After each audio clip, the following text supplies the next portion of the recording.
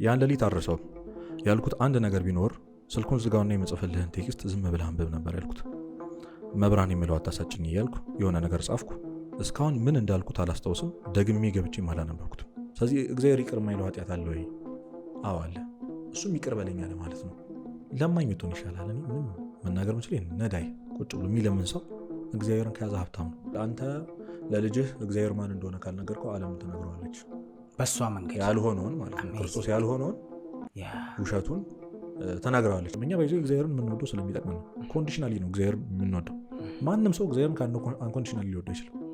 21 ዓመት ነው የዛሬውን እንግዳይን 21 ዓመት ነው ብትሉ ማንም አያምንም። ይሄን ምላችሁ ከልቤ ነው። የዛሬ እንግዳይ ኢዩኤል ይባላል። ሶሻል ሚዲያ ላይ ከባባድ የህይወት ቁልፍ ጋር የተያዙ ነገሮችን በመናገር ይታወቃል። በስፒሪቹዋሉ ነው የምናውቀው። በእርግጥ ግን የሁላችንንም ነገር የሚኮረኩር ሀሳብን ይዞ በደንብ ሰዎችን የሚረዳ ልጅ ነው። በጣም ብዙ ነገር ዲስከስ አድርገናል። ራስን ስለማጥፋት፣ መንፈሳዊነት፣ ኃጢአት እንዴት ማሸነፍ ይቻላል። በጣም ብዙ ነገር አፌን ከፍቼ ነው ያዳመጥኩት።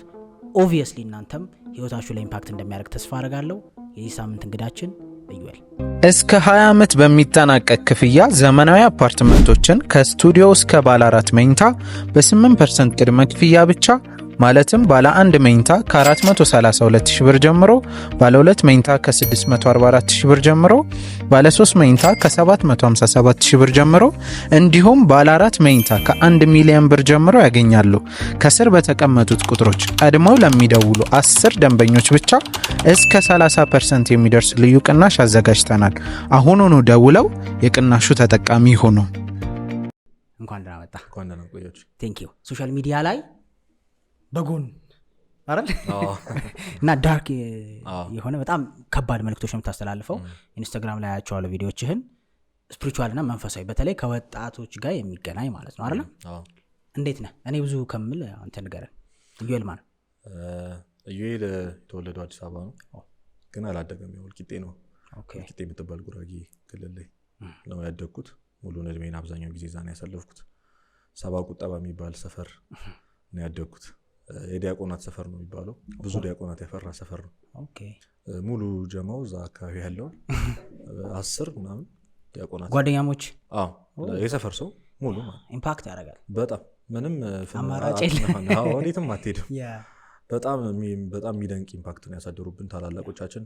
ስለዚህ በእነሱ ምክንያት ተጎትተን ያው ቤተክርስቲያን መሄድ ጀመርን።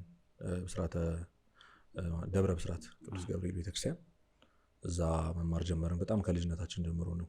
ገና 7 ዓመት ምናምን ወንድም አለኝ፣ መንታ ወንድም አለኝ። ኪሩቤል ሀብታሙ የሚባል አንድ ጎበዝ ወንድም አለኝ። ከእሱ ጋር ጀመርን። አብነቱ ላይ ነበረ የምንማረው ግብረ ዲቁና ላይ። ግን ተስፋዊት ሰንበት ቤት ደግሞ አስኮበለለችን ማለት ነው። ከአብነቱ ወደ ሰንበት ቤት ገባን ማለት ነው። ነበረ ሰንበት ቤት፣ እዛው ገባን። እዚህ ሰንበት ቤቱ ላይ ቆየው ከ10 ዓመት ጀምሮ ከ10 ዓመት እዛው ሰንበት ቤት ላይ ማለት ነው። ሰንበት ቤት ላይ ምንድነው በዋነኛነት ያለው አገልግሎት? ለማያውቀው አሁን ሰንበት ሲባል ሩቅም አድርጎ የሚያስበው ስላለ ያ ምንድነው? ምንም በቃ ሰው የሚሆንበት የሚሆንበት በቃ በትክክል እኔ ማለት የምችለው እኔ ላይ ያሳደረችውን ኢምፓክት ስለማውቀው እቺ ሰንበት ቤት ከየሆነ ዓለም ነው ነጥቃ የምታወጣ። እንደውም አንድ አባት ምን ይላል? አንተ ለልጅህ እግዚአብሔር ማን እንደሆነ ካልነገርከው ዓለም ትነግረዋለች በሷ መንገድ ያልሆነውን ማለት ነው። ክርስቶስ ያልሆነውን ውሸቱን ተናግረዋለች። አንተ ማትነግረው ከሆነ ሰንበት ቤት ማለት ያቺ እናትህ ያቺ አባትህ ናት። ትክክለኛውን የምትነግረው በቃ ማን ከልጅነት ጀምሮ በተለይ በሰንበት ቤት ከልጅነት ጀምሮ ያደገ ሰው ያውቃል። ነበር ያለ ሰው አይደለም። አሁን ይሄ ሰንበት ተማሪ ነበርኩ ከሚለው ሰው ሳይሆን አሁን ስቲል ሰንበት ተማሪ ሆነ አሁንም ፍቅር ያለው አሁንም እየተመላለሰ የሚያገለግል ሰው ሰንበት ቤት ምን አይነት ኢምፓክት እንዳላት ያውቃል። በጣም ብዙ ተጽዕኖ ፈጣሪ የሆኑ ሰዎች እናውቃቸዋለን አይደል? ሰንበት ተማሪ ነበርኩ ነው የሚሉት። መናገር፣ ሰው ፊት መቅረብ፣ እኛንም ልክ እንደዚህ አውጥታ ሰው ያስመሰለችን ሰንበት ቤት ናት። ከምትማረው ትምህርት በጣም ትልቁ ነገር ደግሞ ቤተሰብ ነው የምትሰጥ። ቤተሰብ ከቤተሰብ ውጪ ሌላ በጣም የምትወደው የምታከብረው የጊዜው የምትመኘው ቤተሰብ ነው የምትሰጥ። እኔ ከቤተሰቦቼ በላይ በጣም የምቀርባቸው ቤተሰቦች ሰንበት ተማሪ ጓደኞቼ ናቸው። ምንድን ነው የምታስተምረው? ማለት የህይወት ስኪል በህይወት ስኪል ስናየው ምንድን ነው የምትማረው? ማገልገል? መሰረታዊ ትምህርት ትማራለህ። አንድ ኦርቶዶክስ ማወቅ ያለበት። አሁን እኔ በጣም የሚገርመኝ ጥያቄ 12ኛ ክፍል የሆነ ተማሪ 4ቱን የሂሳብ ስሌቶች ምንድን ናቸው ብለህ ብትጠይቀው ባያቅ ታፍርበታል አይደል? ያ ብዙ ኦርቶዶክሳውያን አሁን በአንተም እድሜ በእኔም እድሜ በ7 ዓመታችን በልጅነታችን ማወቅ የነበረብን ለምሳሌ 5ቱ አዕማደ ምስጢራት ዋናው ኮንሰፕት ነው ይሄ። አንድ ኦርቶዶክስ ልክ የ12ኛ ክፍል ወይም ደግሞ የ4ኛ ክፍል ተማሪ የ4ቱን የሂሳብ ስሌቶች ማወቅ እንዳለበት አንድ ኦርቶዶክስ ማወቅ ያለበት ነገር ብዙ ማያውቅ ወጣት አለ። ሰንበት ተማሪ ስትሆን ታውቃለህ፣ በልክህ ነው የምታድገው። ማወቅ እንዳለብህ ማደግ እንዳለብህ እየኮረኮመች በቃ እየጠረበች ከዛ ነገ ቤተክርስቲያን በፈረሰው ጎኗ በኩል የሚቆምላት አንድ ሰው ነው የምታፈረው። ዛሬ የምናደንቃቸው ሰባኪያን፣ ጸሐፍት፣ ደራሲያን ሁሉ ሰንበት ተማሪ ናቸው። ከአብነቱ በጀርባ ደግሞ ባግራውንዳቸው ሰንበት ቤት ነው እና ከመማር ውጭ ደግሞ በጣም ነው ሀምብል እንድትሆን የምታደርግህ። ከሰው ጋር መግባባት ኢንትሮቨርት የሆነ ሰንበት ተማሪ የለም፣ በምንም ታምር ሊኖር አይችልም። ተጎትተህ ትወጣለህ። ተጎትተህ ትንሽ ስትቆይ ደግሞ አሁን እኔ በጣም የሆነ ያክል ዓመቱን በጣም አስቸጋሪ ተማሪ ነበርኩ። ትረብሻለህ ምናምን፣ ያው ልጅ ነህ ምናምን፣ ታስቸግራለህ። ልትታገድ ሁላ ትችላለህ። ታሪክ አለኝ በደንብ እንደዚህ አስቸጋሪ ልጅ ነበርኩ። ከዛ ያው እንደምታውቀው አስተማሪዎች አንዳንድ ጊዜ አስቸጋሪ ተማሪ ጥሩ እንዲሆን ይባል አለቃ ምናምን ማድረግ ይመጣል አይደል? ከዛ ኃላፊነት ገና ከልጅነትህ ነው ሰንበት ቤት የምትሰጥ የምታሸክም። ሰውን መቆጣጠር፣ በጊዜ ተማሪውን ማስገባት፣ ዝም በሉ ማለት፣ የሆነ ስራ ይሰጣል ማምጣት። ገና ከልጅነትህ ሪስፖንሲቢሊቲ ምን እንደሆነ ተምረህ ታድጋለህ። ነገ ሌላው አይከብድም። ከዛ መድረክ መምራት ይመጣል። አስበው፣ ተማሪዎች ፊት ቆመ መድረክ ላይ ስማ ብለህ አስተዋውቀህ እንዴት ናችሁ ብለህ ከዛ የዕለቱን መምህር ጋብዘህ መጨረሻ ላይ በጸሎት ዘግተህ የአንድ ቀን መርሃ ግብር ሙሉ ሪስፖንሲቢሊቲ አንተ ይሆናል ማለት ነው። ፐብሊክ ስፒች ምናምን ለመድክ ማለት ነው። በክልጅነት የምጨርሱ እና በጣም ብዙ ከሰው ጋር መግባባት፣ ሰውን መረዳት፣ ፍቅር፣ አገልግሎት የሚባሉ ጉዳዮች። ከዛ ራስን ደግሞ በደንብ ኢምፕሩቭ ማድረግ፣ ማንበብ። ከዛ ለቤተክርስቲያን በጣም መቆርቆር። በቃ የትልቁ ነገር ደግሞ ለቤተክርስቲያን መቆርቆር። ቢያንስ እንኳን በፈረሰው ጎኗ ባትቆም ቤተክርስቲያን የሆነ ነገር ባትሰራለት፣ የሆነ ጠጠር ባትጥል፣ ቢያንስ የምታፈርሳት አትሆንም። ሰንበት ተማሪ ከሆንክ የሆነ ስፔስን ትጠብቃለህ። ምንም ማድረግ ባትችል ቢያንስ ምንም ካለማድረግ ትቆጠባለህ። ምንም መጥፎ ነገር ካለማድረግ ትቆጠባለህ። የሰንበት ቤት ተጽዕኖ እንደዚህ ነው ተብሎ የሚወራ አይደለም። ሙሉ ፖድካስቱን ብናወራ ማወራው ብዙ አለኝ። በዚሁም ጨርሶ እኔ ፐርሰናሊ በጣም ፋሲኔትድ ነኝ። ምክንያቱም ትልቁ የሰው ልጅ ላይ የሚሰራው በየትኛውን መንገድ ብትሄድ ነው ልጅ ሆነህ ነው። በቃ ኢቭን አንዳንዴ ርቀህ ወጥተህ ምናምን ሁሉ ይጎትታል። ኢቭን ከዛ ለሞት ራሱ ልጅነት ላይ ያለ ነገር ካለ የሆነ ተስበህ የመመለስ ቻንስ ራሱ ሰፊ ነው። እድል አለ። ኢቭን ሌላ ህይወት ውስጥ እንኳን ብትገባ ነው የምልህ። ሶ በደንብ ነው የምስማማው። ልጅ ሆነን የመንፈሳዊ ቦታ ማገልገል ምናልባት አንዳንዴ ከማናውቀው ማለት የሆነ ነገር ሲደርስብህ ነው የምታውቀው አይደል? ወይ ስታጣው። ድሮ ትዝ ይለኛል እኔ አሁን መገልበጥ ምናምን እችል ነበር ላይ ካረቢያን ፓከን ምናምን። አሁን ሳስበው ምን ያህል እንደተራራክ ስታስበው ነው ምን ያህል ስኪል እንደነበረህ ትዝ የሚልህ አይደለም? ወይም ደግሞ ምን ያህል ጥሩ ህይወት ውስጥ እንደነበርክ ማመስገን የምትጀምረው ከዛ የራቀ ህይወት ውስጥ ወጣት እያደግ ስትገባ በጣም እየራክ ስትሄድ ለካ ሰላም ነበርኩኝ፣ ያ ህይወት ማለት በጣም እንትን ነበረ ትላለህ። እና አሜዚንግ በጣም ነው ደስ ያለኝ። አንተ ስለ እግዚአብሔር ልጅህን ካላስተማርከው ዓለም ታስተምርልሃለች ነው። ዓለም ደግሞ ስታስተምርልህ ኃላፊነት ወስዳ ሳይሆን እሷ ደስ እንዳላት እንደ ሲቹዌሽኑ እንደ ማርኬቱ ነው በቃ በሰዓቱ እንደሚያዋጣው። ኤግዛክትሊ አሜዚንግ። ከዛስ? እሺ ሰንበቱ ሴቱ ነው። ከዛ ማስተማሩ ምኑ ቀስ እያለ የመጣው በተለይ ደግሞ በኪነ ጥበብ ክፍል ላይ ነበር በደንብ ያገለገልኩት 3 ዓመት በተከታታይ 3 ዓመት 6 ዓመት በሰንበቱ ኪነ ጥበብ ክፍል ተጠሪ ሆኜ ማገልገል። ከዛ በጣም የሚደንቅ ነገር መጣ። ምንድነው? አንዲት እህታችን ምን አመጣች? እጅ ከምን የሚባል መርሃ ግብር መጣ። ስቲል እስካሁን በጣም ነው ማመሰግናት እሷን ያን መርሃ ግብር ማምጣቷ። እጅ ከምን ምንድነው? አንተ የሆነ ግጥም ይዘህ መጣ ትችላለህ፣ ጽሁፍ፣ ሀሳብ ጀስት የፈለግከው ነው።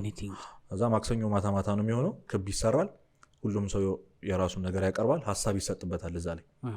ለምሳሌ እኔ ትንሽ ኮምፕሊኬትድ የሆነ ሀሳብ ባቀርብ አንተ ትገምታለህ፣ እንዲህ ለማለት ፈልጎ ነው ብሎ ሁሉ ይገምታል። እና በመሀል ራሱ ያላሰብከውን ጥሩ ሀሳብ ሊገምቱልህ ይችላሉ። በጣም ነው ጭንቅላታችንን ያሰፋው። ከዛ የመጽሐፍ እንትናችን አቅማችን ከፍ እያለ መጣ። በሰንበታችን አንድ መጽሐፍ አሳተምን ማለት ነው። የግጥም የኪነጥበብ እንደዚህ ተዋቶ ማለት መድብል። አዎ የመዘግየት ገጸ በረከት ይባላል። እኔ በጣም ይደንቀኛል። እኔ አንዳንድ ጽሁፎቹን ሳይሆን እኔ ራሴ የጻፍኳቸው ይመስለኛል። ሌሎችም ልጆች ወንድሞች እህቶች በጣም አዋጥተዋል። በጣም ድንቅ መጽሐፍ ነው የወጣው። በአጭር ጊዜ ተሽጦ ነው ያለቀው። ለእኛ ትልቅ አሻራ ነው እና ያ ነው እየገፋፋ ከዛ ጽሁፍ ወደ መጽሐፍ የስነ ጽሁፍ ምሽት ሲኖር ታቀርባለህ። ዩኤል ጻፍ ይባላል። ትጽፋለህ፣ ወግ ትጽፋለህ፣ ግጥም ጽፋለህ። በተለይ ደግሞ እንደዚህ ዝሩ ጽሁፍ የሚባሉ ጽሁፎች ከመጽሐፍ ቅዱስ ከምንም እያወጣጣ ከሰው ህይወት ጋር ሪሌት እያደረክ ከራሴ ኤክስፔሪንስ ጋር የሆነውን አሁን ብዙ ሰው መጽሐፍ ቅዱሳዊ ሀሳቦች ከህይወታችን የራቁ ይመስላል። ምክንያቱም የሺህ ዓመታት ምናምን ኤክስፔሪንሶች ናቸው። እንዴት ሪሌት እንደሚያደርግ ስታውቀው ልክ አንብበህ ከራስ ህይወት ኤክስፔሪንስ ከእሱን ነው። እኛ በጣም ብዙ ጊዜ እንደዚህ በሰንበቴት ምናምን ያደጉ የኪነ ጥበብ ሰዎች በጣም ያደረጉት በጣም ጎበዝ ደራሾች አሉ። ዲያቆን ሄኖክ ኃይሌን ብታይ የሆነ መጽሐፍ ቅዱሳዊ ሀሳብ አንተ ማንም ሊረዳኝ አይችልም ብለህ እንደው ማንም አልሰማውም ያልከውን ታሪክ ጽፎ ታገኘዋለህ። በጣም ሪሌት አድርጎ ማለት ነው። እና በዛ አይነት የጽሁፍ መንገድ ነበር ሲሄድ የነበረው። ከዛ ያው ማጋራት ይመጣል ሶሻል ሚዲያ ላይ ኢንስታግራም ላይ በደንብ እንትን ማለት የጀመረው በጽሁፎቹ ነው። በተከታታይ በመጻፍና የሰውን ልብ በትክክል ወጣቱን ደግሞ ኤክስፔሪንስ ከተደረገ ነገር ስለሆነ የሚጻፍ የሆነ ያነበብኩ ምናምን ነገር አይደለም። አንተ ኤክስፔሪንስ ያደረግከው ነገርና ወደ ጽሁፉ ማደግ ጀመርኩኝ። ሶሻል ሚዲያው ላይ ትንሽ በጽሁፉ መታወቅ መጣ በትንሹ ማለት ነው። ዋናው ፖይንት እዛው ማስተማሩ፣ ወጣቶችን ማገዝ ምናምን ማውራት። መንፈሳዊ ሰው ስትሆን ግዴታ ሳይኮሎጂ መማር አይጠበቅብህ። ምንም አይጠበቅብህ። መንፈሳዊ ሰው ቴራፒስት ነው። he knows the way በቃ ለየትኛውም ህመም መድኃኒቱ ምን እንደሆነ ይታወቃል። ህክምና አያስፈልግም፣ እውቀቱ አያስፈልግም እያልኩ አይደለም። ግን እዛ ውስጥ ስትሆን እዛ ውስጥ ላሉ ሰዎች የሚጠቀሙ መንገድ አለ። ስለዚህ እንደ መምህር ስትታይ ምናምን ከፍ ያለ ሰው ሆነ ስትታይ ምናምን ሰው ይመጣል፣ ችግሩን ያመጣል፣ ያናግራል። እና በጣም እንደውም የሆነ ጽሁፍ ጽፌ ለቅቄ ነበር እዛው ላይ እና ልጁ ምንድነው አይስቅም፣ አይጫወትም፣ ከሁሉም የተገለለ አይነት ነገር ነው። ሁልጊዜ ሁዲውን አድርጎ ምናምን የሚሄድ እና አንድ ቀን ደውሎ ላውራህ ምናምን አለኝ። እሺ ያልኩት ጭራሽ ኤክስፔክት ማላረገውን በጣም ፔንፉል የሆነ ስቶሪ ነገረኝ። ያሳለፈው ነገር እድሜው ትንሽ ነው። ጭራሽ ኤክስፔክት አላረግነው። ጓደኞችን ነው መሀላችን፣ ይስቃል፣ ይጫወታል።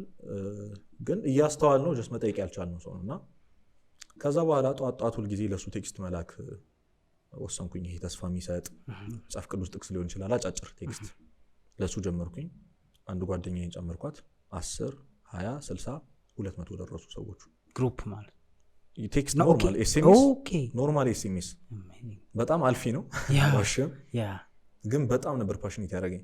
ለእያንዳንዱ የተለያየ ነው፣ ለሁሉም ተመሳሳይ ነው። ግን ጠዋት ቴክስት ይገባል ኤቭሪዴይ። ሳላውቀው ነው የሰፋው። ከዛ ልጅ ነው የጀመረው እንግዲህ እና በጣም ኢምፓክት እያደረስ መጣ። ለተከታታይ 1 ዓመት ነው የላኩት ሳላቋርጥ እግዚአብሔር አበርቶኝ።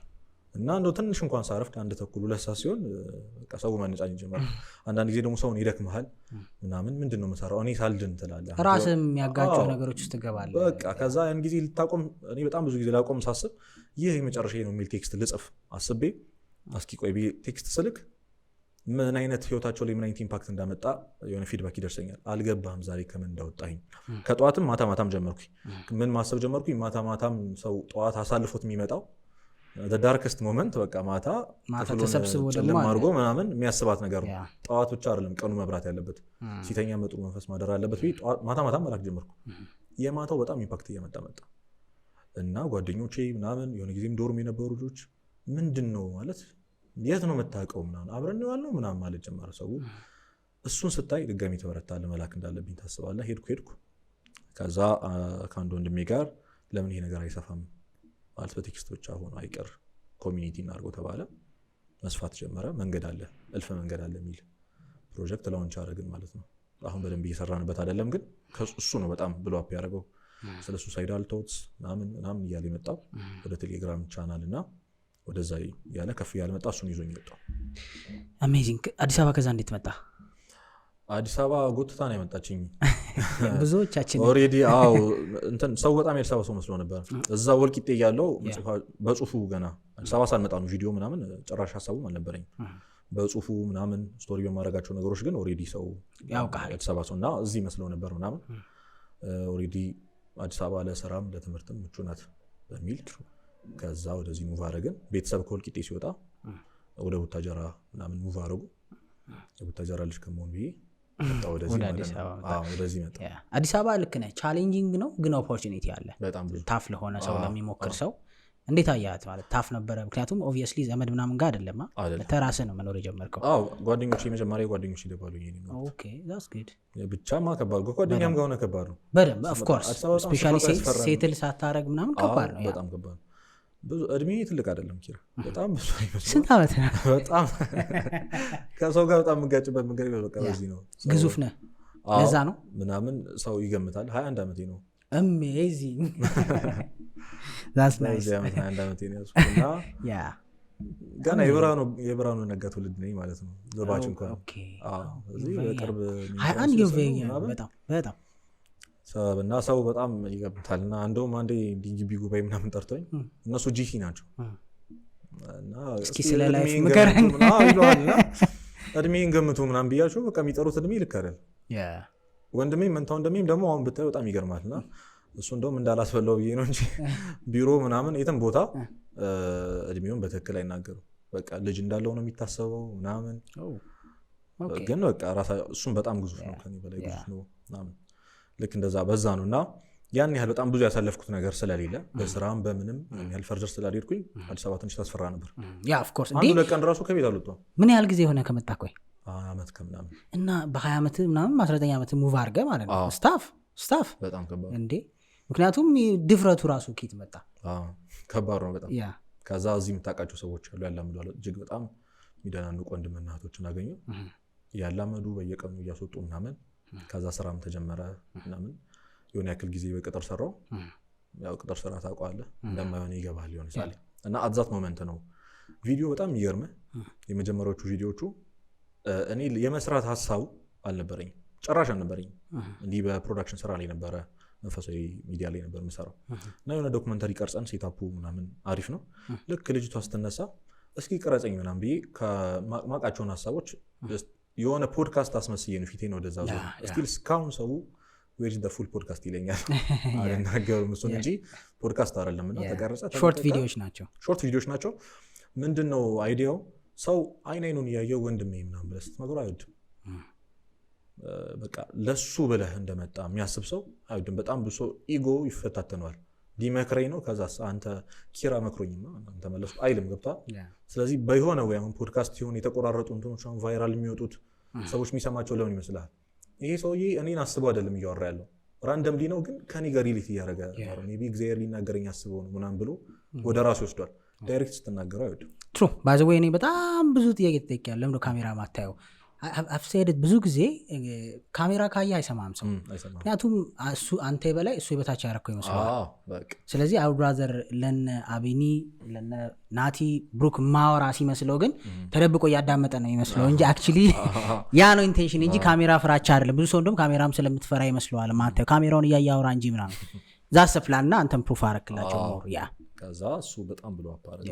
አልጠበቁም ኤክስፔክት አላደረኩም ሬዲ አልነበርኩም እውነቱን ለመናገር ባንዴ ነው ብሎ አፕ ያደረገው የተቀረጹት ቪዲዮዎች የተቆራረጡ ተለቀቁ ደገምኩት ሄደ በጣም ሄደ ኢንስታግራም ላይ እንግዲህ እንደምታውቀው ፎሎወር በጣም ከባድ ነው ባንዴ እንትን ለማለት ግን ባንዴ ነው ፒኬ ነክ እግዚአብሔር ይመስገን ያ እንግዲህ ፌም ሰክሰስ አይደለም ኦፍ ኮርስ ሰው በጣም ማወቅ ያለበት ነገር ማንንም ስለሆንኩኝ አይደለም ምንም የተፈጠረ ነገር የለም እግዚአብሔር መስራት ይፈልገው ነገር ነበር ሰራ አለቀ ያኔ ነው ቪዲዮ እንግዲህ የተጀመረው ከዛ ነው ከሰው ጋር በደንብ መታወቅ የጀመርኩት አሜዚንግ ያ እንዳልከው ነው ሶሻል ሚዲያ ላይ ሰውን የሚኮረኩር ስል ባይ ዘ ዌይ ከማርኬቲንግ ፐርፐስ ሳይሆን ማለት ይሄ በቃ ሳያወራው በውስጡ የያዘውን ነገር ወይም ደፍሮ መናገርም አይችልም መፍትሄውንም አያውቀውም ለማወቅም ሬዲ አይደለም ሶ እንደዚህ አይነት ሐሳብ ይዘህ ስትመጣ ሰውን ትነካለህ ትደርሳለህ በአጭር ጊዜ ውስጥ አይደለም ሶ ዴፊኒትሊ ያንን እያረክ ይመስለኛል ብዙ ወጣት ከቤተክርስቲያን ጋር በተያያዘ ይሄ ዲቴይል የመጽሐፍ ቅዱስ ቃሉን ጥቅሶቹን ምናምን እሱ ጋር እንኳን ሳትደርስ በጣም ላይክ ዴይ ቱ ዴይ ላይፍህ ላይ ቤዚክ የሆነ ኮንሰፕት አለ ተላምደኸው በመላመድ ሊሆን ይችላል ባለማወቅ ሊሆን ይችላል በመዳፈር ሊሆን ይችላል ብቻ በሆነ ምክንያት ቱ ማች እዛኛ ውስጥ ከመቆየታችን የተነሳ ብዙ እንትን የሚለን ሶ እኔ ኮመንሊ ስታወራ የሰማሁት ብዙ የራስን ማጥፋት ሐሳቦች ይመጣሉ ወደ አንተ ወጣቶች በተለይ ወጣቶች አይደለ እንደውም በወንድ እየበዛ ነው የሚል ነገር ሰምቻለሁ በደም ስታቲስቲክሱ በወንዶች ሞር በጣም ዲፕሬሽን ያ ለምንድን ነው ሰው ወጣት ራሱን የሚያጠፋ የሚመስልህ እንግዲህ ከአንተ ፐርስፔክቲቭ ካየኸው ምንድነው ችግሩ ገንዘብ ነው ስራ ነው ምንድነው ከሱ በፊት ሰው በደንብ እዚህ ራስ ማጥፋት ላይ እኔ እንትን ያልኩበት ምክንያት ያኔ ቴክስት ልካለሁ ብያል ነበር የሚመልሱልኝ ቴክስቶች ነበሩ አሁን ፒን አድርጌዋለሁ ኢንስታግራም እንትን ላይ ራሴን ላጠፋ ነው ቀኑና ሰዓቱን ግን አላውቀውም የሚል ቴክስት ነው እና እንዳለ 10 ቴክስቶች ስክሪንሻት አድርጌ ያው ስማቸውን ምናምን አውጥቼ ከዛ ከሱሳይድ ጋር እኔ በቅርበት ያለኝን ኤክስፔሪንስ ነበር የጻፍኩት። ምንድነው እንትን ያደረገኝ በጣም እዚህ ጉዳይ ላይ በደንብ ትኩረት እንዳደረገ ያደረገኝ ጓደኛዬ ነው፣ በጣም ይቅርብ ጓደኛዬ ነው። ሌሊት 8 ሰዓት ላይ ደወለ። ወንድሜ ተኝቷል። ያን ጊዜ እንዳልኩ ቤተሰብ ጋር ነው የምኖረው። አባቴ ያለ በሌሊት 8 ሰዓት ስልክ ማውራት በጣም ከባድ ነገር ነው። እዚህ ተነስቼ ሳሎን ምናምን ገብቼ አወራሁት። እሱ የአይነት ሀሳብ እየመጣበት እንደሆነና ማድረግ እንደሚፈልግ ነው የነገረኝ። ጀስት መሞት እንደሚፈልግ ሁሉ ነገር ሁሉ እንዳበቃ እና በጣም ያስደነግጥ ነበር። ጮክ እያልኩኝ ከእሱ ጋር ማውራት ስለማልችል ዝም ብለህ እመነኝና ዝጋውና ስልኩን ምጽፍልህን ብቻ አንብበው ያልኩት። ያው መብርሃን ምለው አታሳጭኝ ብዬ ነው የጻፍኩት። እመነኝ ኪሩቤል ደግሜ ያላነበብኩት የጻፍኩትን ነገር እግዚአብሔር ነው ያን ያደረገው።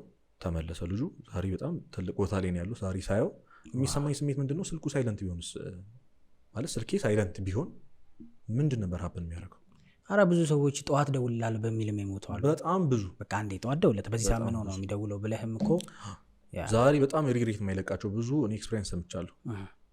ለእነሱ ጊዜ አጥተው ስልካቸውን ላለመመለስ ኦቨር ሪያክት እንደሚያደርጉ አቴንሽን በጣም ሲካር ምናምን እንደሆኑ ታስበው ያጣናቸው ብዙ ወጣቶች አሉ።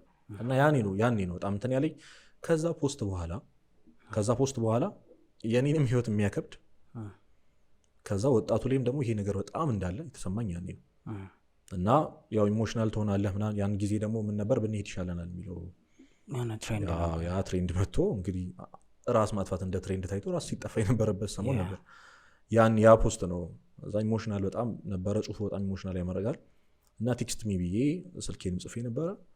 ሶሻል ሚዲያ ዩዘር ኔሞችን ማስቀምጬ ነበር። ከዛ በኋላ የሚደርሱኝ ነገሮች የሰው ልጅ እውነት ያከብሩ ነገር አጭር ነው ቴክስቱ።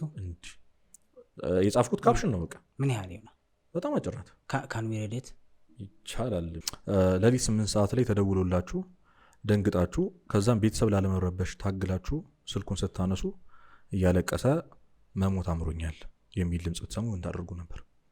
ያን ሌሊት አርሰው ያልኩት አንድ ነገር ቢኖር ስልኩን ዝጋውና የምጽፍልህን ቴክስት ዝም ብለህ አንብብ ነበር ያልኩት።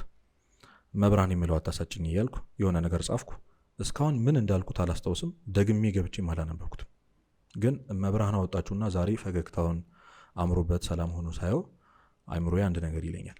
ተኝተህ ቢሆንስ ነው ላለመረበሽ ብለህ ስልኩን ሳይለንት ቢሆን ኖሮ ባትሪ ባይኖረው እያለ ይረብሸኛል እስካሁን። ከዛ ቀን በኋላ ምንም ይሁን ምን ስልክ ያጠገቤ ነው። በምንም ተአምር ሳይለንት አይሆንም። የማላውቀው ስልክ ነው ብዬ ከማንሳት አልደቅም። በተሻለኝ አቅም እፈግጋለሁ። ተስፋ ሰጪ ቃላትን ከአንደበቴ እሞላለሁ። እነዚህ መልእክቶች እና ንግግሮች ላይ ይጨንቀኛል። ምክንያቱም ሌላ እንዲህ መተንፈስ የሚፈልግ እርዳታ የሚያስፈልግ ነፍሳት ብዙ ነን። አንድ ነገር ብቻ ልበል፣ ተስፋ መቁረጥ ራስን ማጥፋት አማራጭ አይደለም። እግዚአብሔር እልፍ መንገድ እንዳለው እንመን። ሁላችንም እኮ እውነቱን እናውራ ከተባለ ራሳችን ለማጥፋት ሞክረን ወይ ደግሞ አስበን እናውቃለን።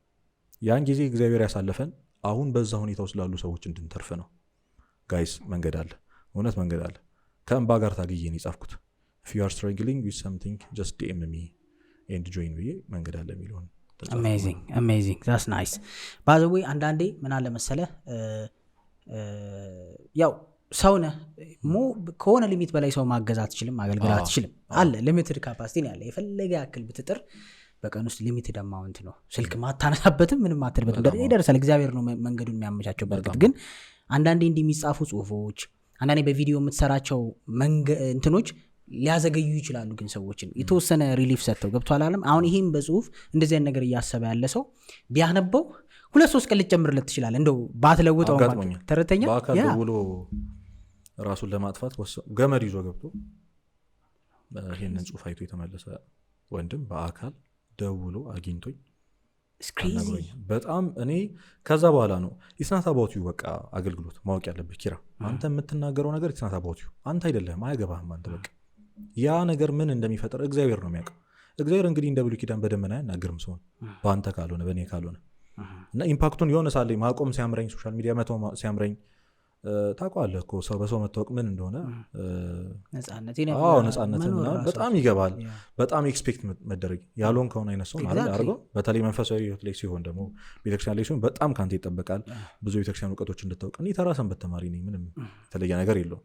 ያቺ ያወቅካትን ከዛ ደግሞ አንተ ያሳለፍካትን ኤክስፔሪንስ ያረካትን ነገር ነውና ይሄ ፖስት የእውነቴን ነው የምልህ እንትኑ ስታየው እንደውም አንዳንድ ሰዎች ካፕሽኑን አያነቡትም። ከላይ ያለው ምንድን ነው የሚለው ፎቶ ስክሪንሻት ነው አላልኩም፣ የሆነ ሰው የላከልኝ የራሴን ላጠፋ ነው ሰዓቱና ጊዜውን ግን አላውቀውም፣ ቀኑና ሰዓቱን ግን አላውቀውም ይላል። ከስር የተጻፈው ነው ከስሩ አያነብም። ሊያጽናና የሚሞክር ሰዋል፣ አይዞ ወንድም የሚለኝ ሰዋል አያነቡም። እና ያንን አይቶ የእውነቴን ነው የምልህ አንብቦ በቃ ለካ ራስ ማጥፋት አማራጭ አይደለም ብሎ የያዘውን ገመድ ጥሎ በአካል ቁጭ አድርጎ ያናገረኝ ወንድም አለ።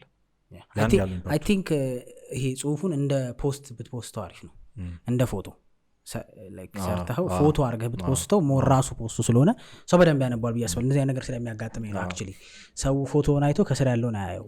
ምክንያቱም ኢቨን እንትን ሃሽታግ ምናምን ይመስለዋል ካፕሽኑ የመጀመሪያው 2 መስመር ታይታ ሌላው ሂድን ስለሚሆን ብዙ ሰው ከፍቶ የማንበብ እንደምናስበው ያክል አይደለም። ግን ወደ ጥያቄ ልመለስና አሁንም ለምንድን ነው ወጣቱ በዚህ ደረጃ ራስ ማጥፋት እንትን ውስጥ የገባው የሚመስልህ? አሁን ከተረዳኸው ካዋራሃቸው ሰዎች የሚነግሩ ሪዝን ይኖራል። ኦብቪየስሊ እኔም ጋር የሚመጡ ሪዝኖች እኮ አሉ።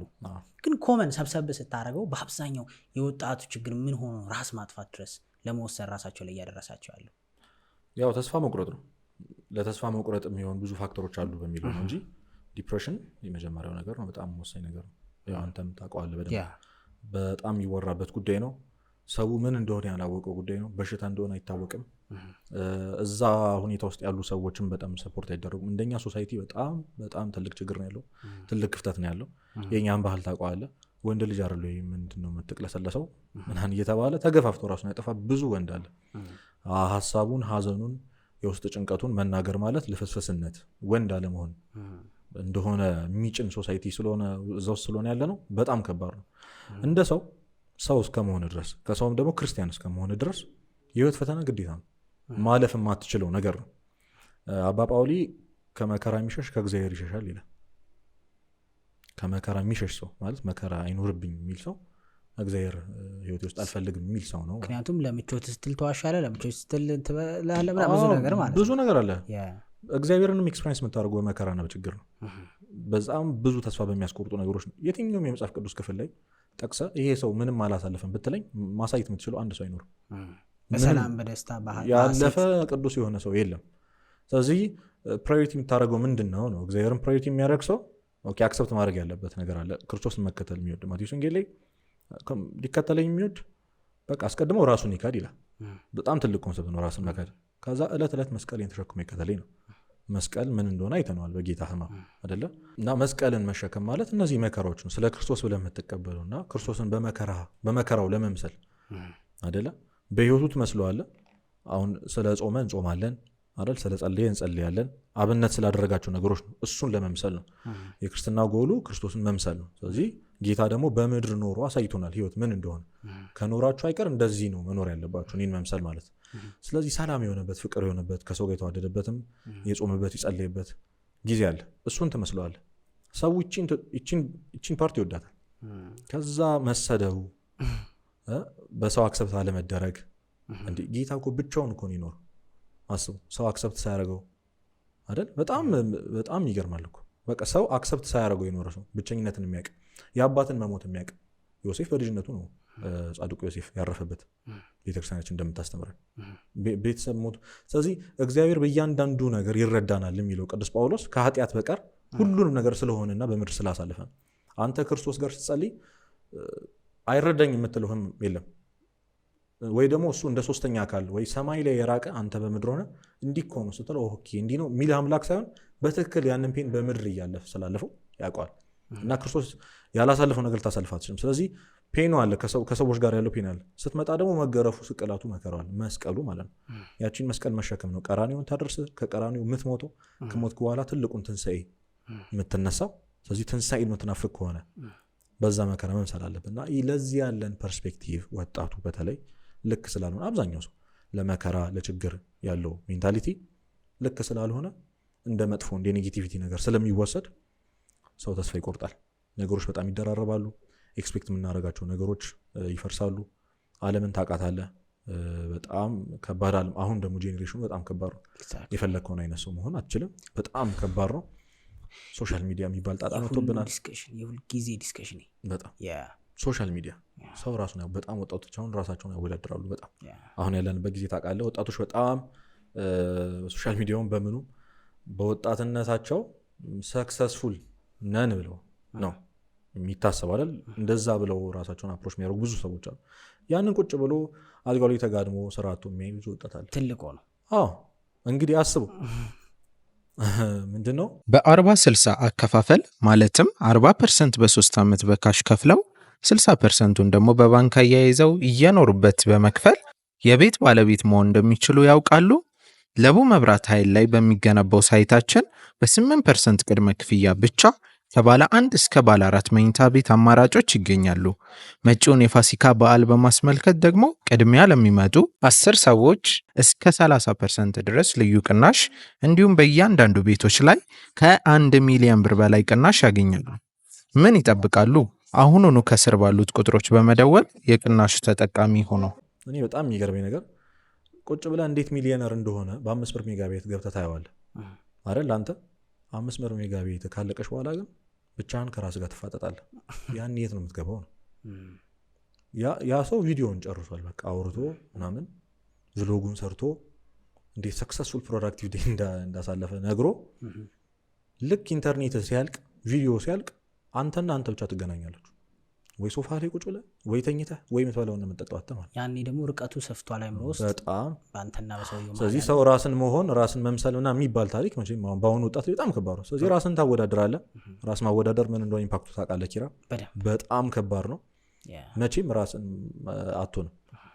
ራሱን መሆን ላይ ቢዚ የሆነ ሰው እያየህ ነው አንተ ራስን የምታወዳድረው። ራሱን በመሆን ላይ ቢዚ የሆነ ሰው ምንም እየሸጠልህ ነው። የምር እኔ አንዳንድ ጊዜ ጄኒዊንሊ ሰውን ለመርዳት ብለው የሚሰሩ ሰዎችና ሲያወጡት ሲናገሩት ለሰዎች ሳይሳዩ የምር ሰክሰስፉል እንደሆነ እየተሰማቸው የሚሄዱ ሰዎች አሉ።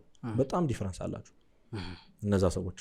አንተ ማንን ነው እያየ ያለው? ማንን ነው እየሰማ ያለው? እና ወጣቱ በጣም ብዙ ሪሌሽንሺፕ ኢቨን አንዳንድ የሶሻል ሚዲያ ላይ የምታሳየው ላይፍ ስታይል በበጎ ከመጥቀሙ በላይ በመጥፎ የሚጠቅመውም ሊኖር በመጥፎ የሚያመጣውም ተጽዕኖ ይኖራል ነው ያልከኛለሁ። ምክንያቱም በ22 በ23 ዓመት መኪና እየነዳህ ጥሩ አፓርትመንት ውስጥ እየኖርክ ስታሳይ በአንተ ሞቲቬት ከመሆን በላይ በ30 ዓመቱ ምን የሚያጣው ሰውዬ ተስፋም ለመቁረጥ ሊደርስ ይችላል ነው ፖይንት አይደል? ይችላል ብቻ አይደለም ኦብቪየስ ነው። እኔ ቅዱስ ዮሐንስ አፈወርቅ በጣም ከራሴ ጋር ያጣለኝ ይጠቅሳል። የሆነ ጊዜ ራሴን ምንድነው ወጣት ነህ ስታድግ መዘነጥ ያምርሃል። ትላንት የለበስከውን ልብስ ዛሬ መድገም ይከብዳል። እና ሳነብ ምን አገኘው? አንተ የቀኑ ልብስና ጫማ ስትቀያየር እዛ ጋር የወደቀው ሰው አንተን እያየ እግዚአብሔርን ያማራል ይላል። በየጊዜ በመንገዱ ትላንት የለበስከውን ልብስ ሳትደግም ስትቀር ለዚህ ሰውዬ የሆነ ነገር ነው ሹክ እያልኩ ያለው እኔስ ማለት ይጀምራል። አንተን አይደለም የሚናገር እግዚአብሔር እንዲያማርት አድርጓል። ግብ እንዲፈጠር ታደርጓል። ለሱ ሰጠኸው ለእኔ ከለከልከኝ። እኔ እንጀራ ልጅ ነኝ ወይ ነው። አብዛኛው ሰው የእግዚአብሔር የእንጀራ ልጅ እንደሆነ ነው የሚሰማው። እግዚአብሔር የእንጀራ ልጅ የለውም ይላል አንድ ጓደኛዬ። የለውም የእንጀራ ልጅ የሚባል ነገር የለውም። ሁላችንም ልጅ ነን። ግን እሱን ኤክስፔሪንስ የምታደርግበት መንገድ፣ እሱ አንተን የሚያናገርበት መንገድ፣ አንተ እሱን ለመምሰል የምትመጣበት መንገድ በጣም ዲፍረንስ አለው። የህይወታችን ጥሪ ቅድስና ነው። ድንቅ ቪዲዮ አለ አንድ ዲያቆን በረከት አለምሸት እየሰራው የህይወታችን ጥሪ የሚል እኔ በጣም ላገኘው ሰው ሁሉ ነው ሪኮመንድ ማድረግ እሱ ቪዲዮ። እና ፖይንቱ ምንድነው? የህይወታችን ጥሪ ቅድስና ነው ማለት የተፈጠርከው ለቅድስና ነው ይላል። ከዛ ቅዱስ ማለት ልዩ ማለት ነው። ስለዚህ ኪራና አዩኤል ሁለት የተለያየ መንገድ አላቸው። ምንድን ነው ብሎ ገለጸልኝ አንድ ወንድም። መንገዱ አንድ ነው ግን በተለያየ መኪና ነው እየሄድን ያለ ነው። ስለዚህ አያገባኝም አንተ ዶልፊን ሆነ አባዶላ የኔ ቪትስ ሆነ ቪኤት አያገባህም። በቃ ግን ፍጥነቱም ሊሆን ይችላል። ፓዙ ግን አንተ ዴስቲኔሽን ክርስቶስ ነው ወይ ነው? ክርስቶስ በምንም በጋሪ በምን የሚድ ግን መንገዷ ያንተ መንገድ ግን ምንድን ነው የሚለው ማወቅ ያንተ ድርሻ ነው። አሁን ይህን ነገር ስትሰራው አንተ ፓሽኔት ነህ አይደለ? ሰውን ይጠቅማል ብለህ ነው በቃ። ስለዚህ አንተ ፓዝን አግኝታል፣ መንገድን አግኝታል። የሆነ ልብስ ሰፊ ደግሞ በልብስ ሰፊነቱ እኮ ማገልገል ይችላል። የሆነ ዶክተር አለ፣ የሆነ የቀን ሰራተኛ፣ በየትኛው መንገድ እግዚአብሔር ይገኛል አንተ ከልብህ ከፈለግከው ማለት ነው። እና ያንን ፓዝ አለማወቅ፣ ወጣቶች ግራ መጋባት፣ በጣም ኮንፊውዝ መሆን፣ ለምንድን ነው የተፈጠርኩት? የሆነ ሰዓት ላይ በቃ እግዚአብሔር ለአንተ ዓላማ አለኝ ይላል መጽሐፍ ቅዱስ ላይ።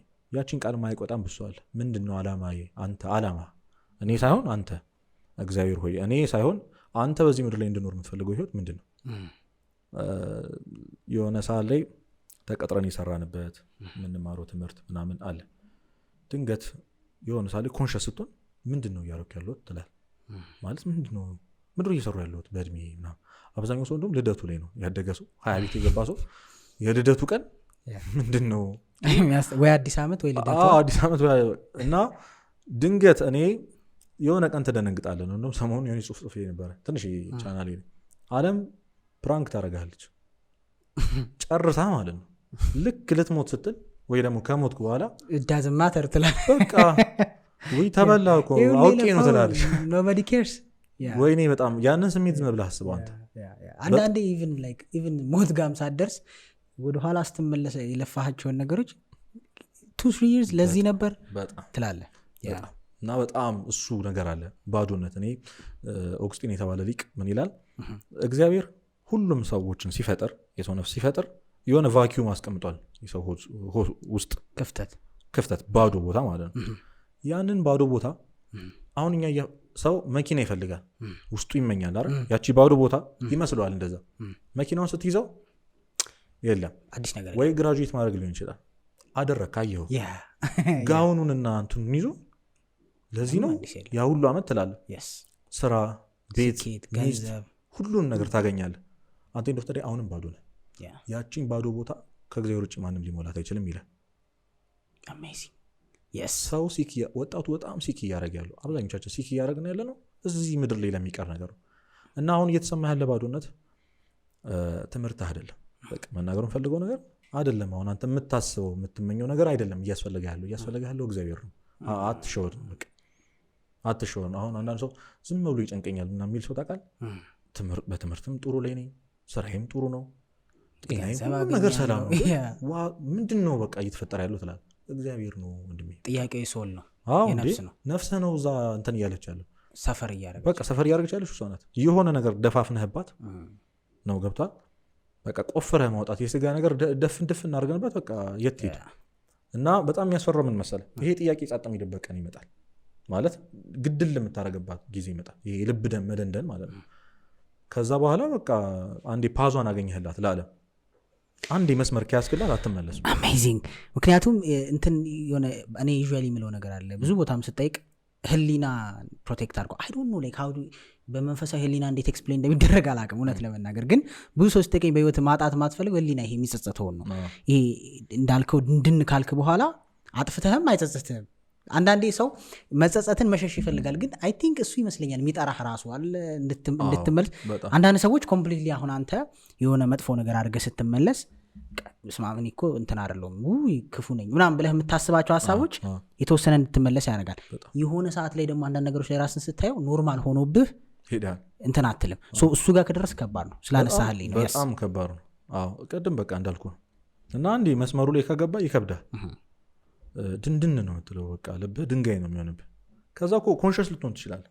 ከዛ ፊል ማድረግ ኢሞሽን አይደለ ውስጥን የሚፈውሰው ልብን የሚፈውሰው እሱን ታጠዋለህ። እሱም ምናልባት በጣም ረጅም ጊዜ ሊወስድብህ ይችላል ያንን ለመመለስ።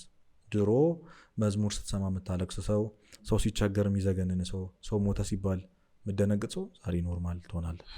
ያኔ ኮንሽስ ሆነ ምን ሆኜ ነው ማለት ካልጀመርክ በዚሁ ከቀጠልክ እና ህሊና ያልካት ነገር አለች። ህሊና ምናምን ራሱ እግዚአብሔር ነው በነገራችን ህሊና ማለት። ለዛ ነው እንዴት ዲፋይን እንደሚደረግ አላውቅም። ህሊና ማለት እግዚአብሔር ማለት ነው። ሰው ሲፈጠር በቀኙ መልአክ በግራው ደግሞ አንድ የጨለማ መልአክና የብርሃን መልአክ አድርገው ይሰጡታል። እኛ ቤተክርስቲያን የምታስተምረው ጥሩ ነገር ሹክም የሚልህ ያ ነው። ነገ እያንዳንዷን ነገር የሚመዘግብልህ ማለት ነው። ነገ ከሞትክ በኋላ ነፍስህ የኔ ናት ብሎ የሚከራከርልህ ጥሩ ነገርህን እያሰበ ከዛ ጎትቶ ያሰራህ ክፉ መልአክህ ደግሞ ጽልመት መልአክህ ደግሞ ቁጭ ብሎ የሚመዘግብልህ እያንዱ ነገር። እኔ በጣም የሚገርመኝ ኪራ ሴጣን ፖይንቱ ምን እንደሆነ ታውቃለህ? ዓላማው ብቻውን አለመቃጠል እኮ ነው ሲኦል። ይሄ ሁሉ ጣጣ ማለት ብቻውን ላለመቃጠል ነው። አብሮት የሚቃጠሉ ሰዎች አብረው በሲኦል የሚሳቀዩ ሰዎች ለማየት ነው። ሌላ ምንም ነገር የለም። ሹክ የሚልህ ቤተክርስቲያን እንድታው እግዚአብሔር እንድታው ቤተክርስቲያን እንድታው ያደረገ አብረው እንድትቃጠል። ይሄ የገባው ሰው እንዴት ነው ከእግዚአብሔር ሊርቅ የሚችለው? እና ወደ ፖይንቱ ስመለስ የዚህ ሁሉ ጣጣ ከእግዚአብሔር መራቃችን ነው። እና ሰው ነገሮች ይደራረባል።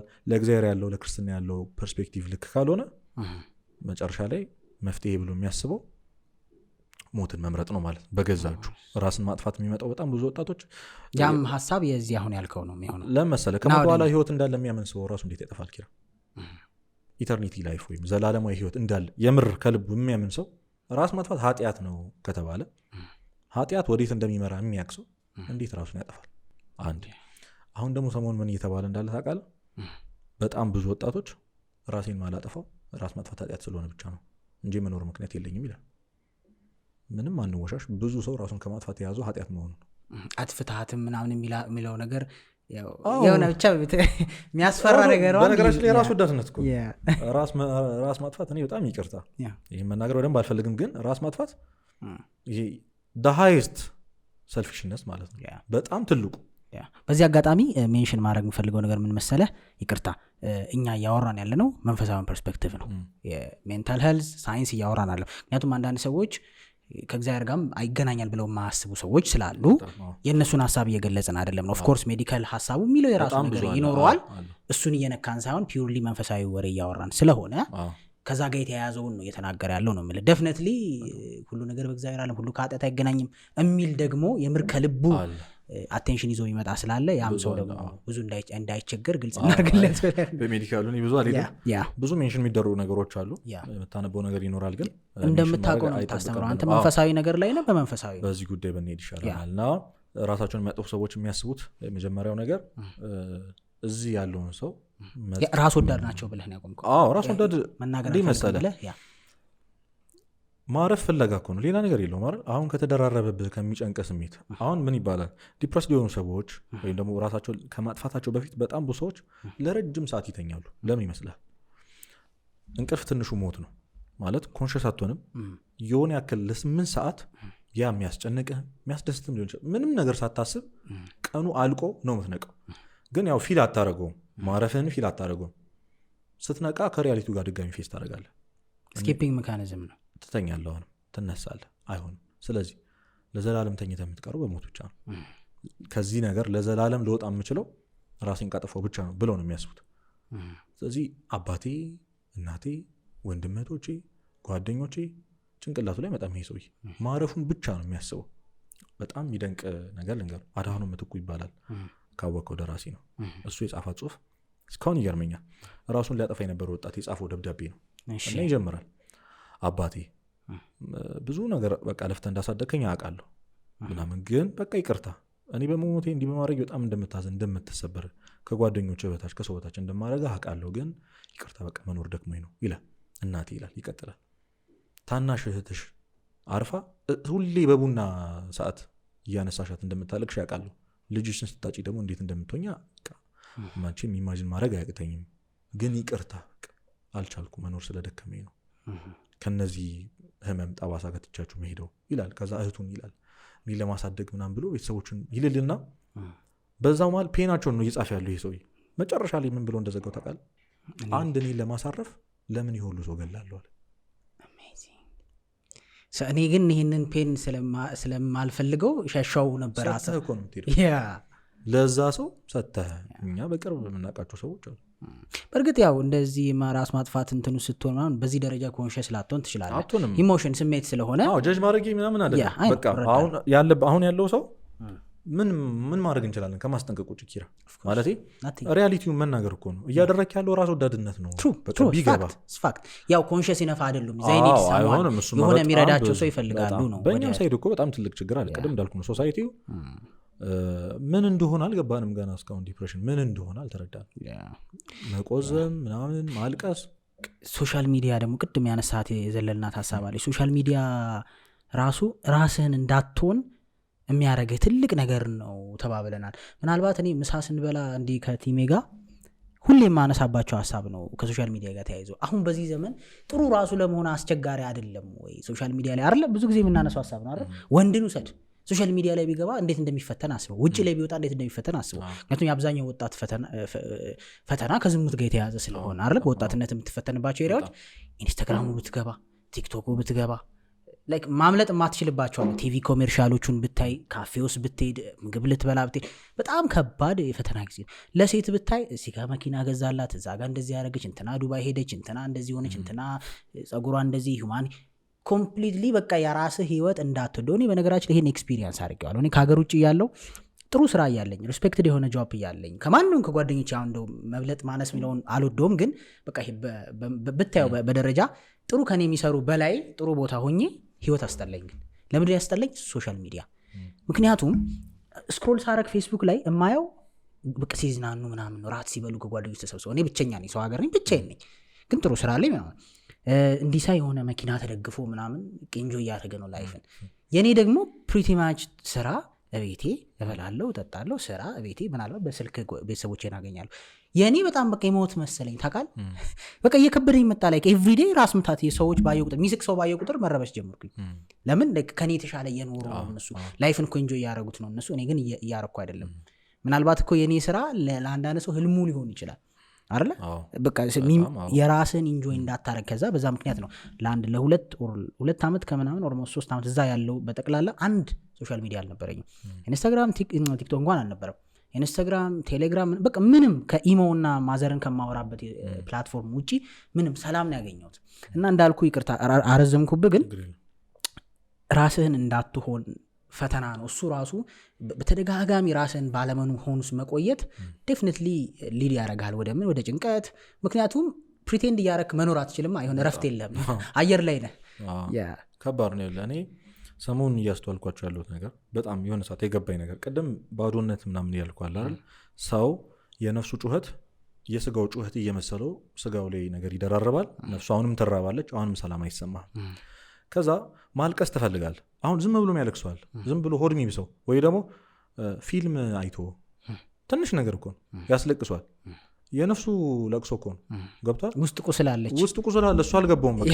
እና ሶሻል ሚዲያ ላይ ምን ማየት ጀመርኩ፣ ይሄ የውስጥ ዳርክነሳቸውን ሰው ላይ ማንጸባረቅ በጣም በሚያሳዝን ዜማ ምናምን ያደረጉና የሆነ ትሬንድ ነበራ፣ ቺርስ ምናምን፣ ቺርስ መኖር እያስጠላል ለምንኖር ምናምን ቺርስ እንትን።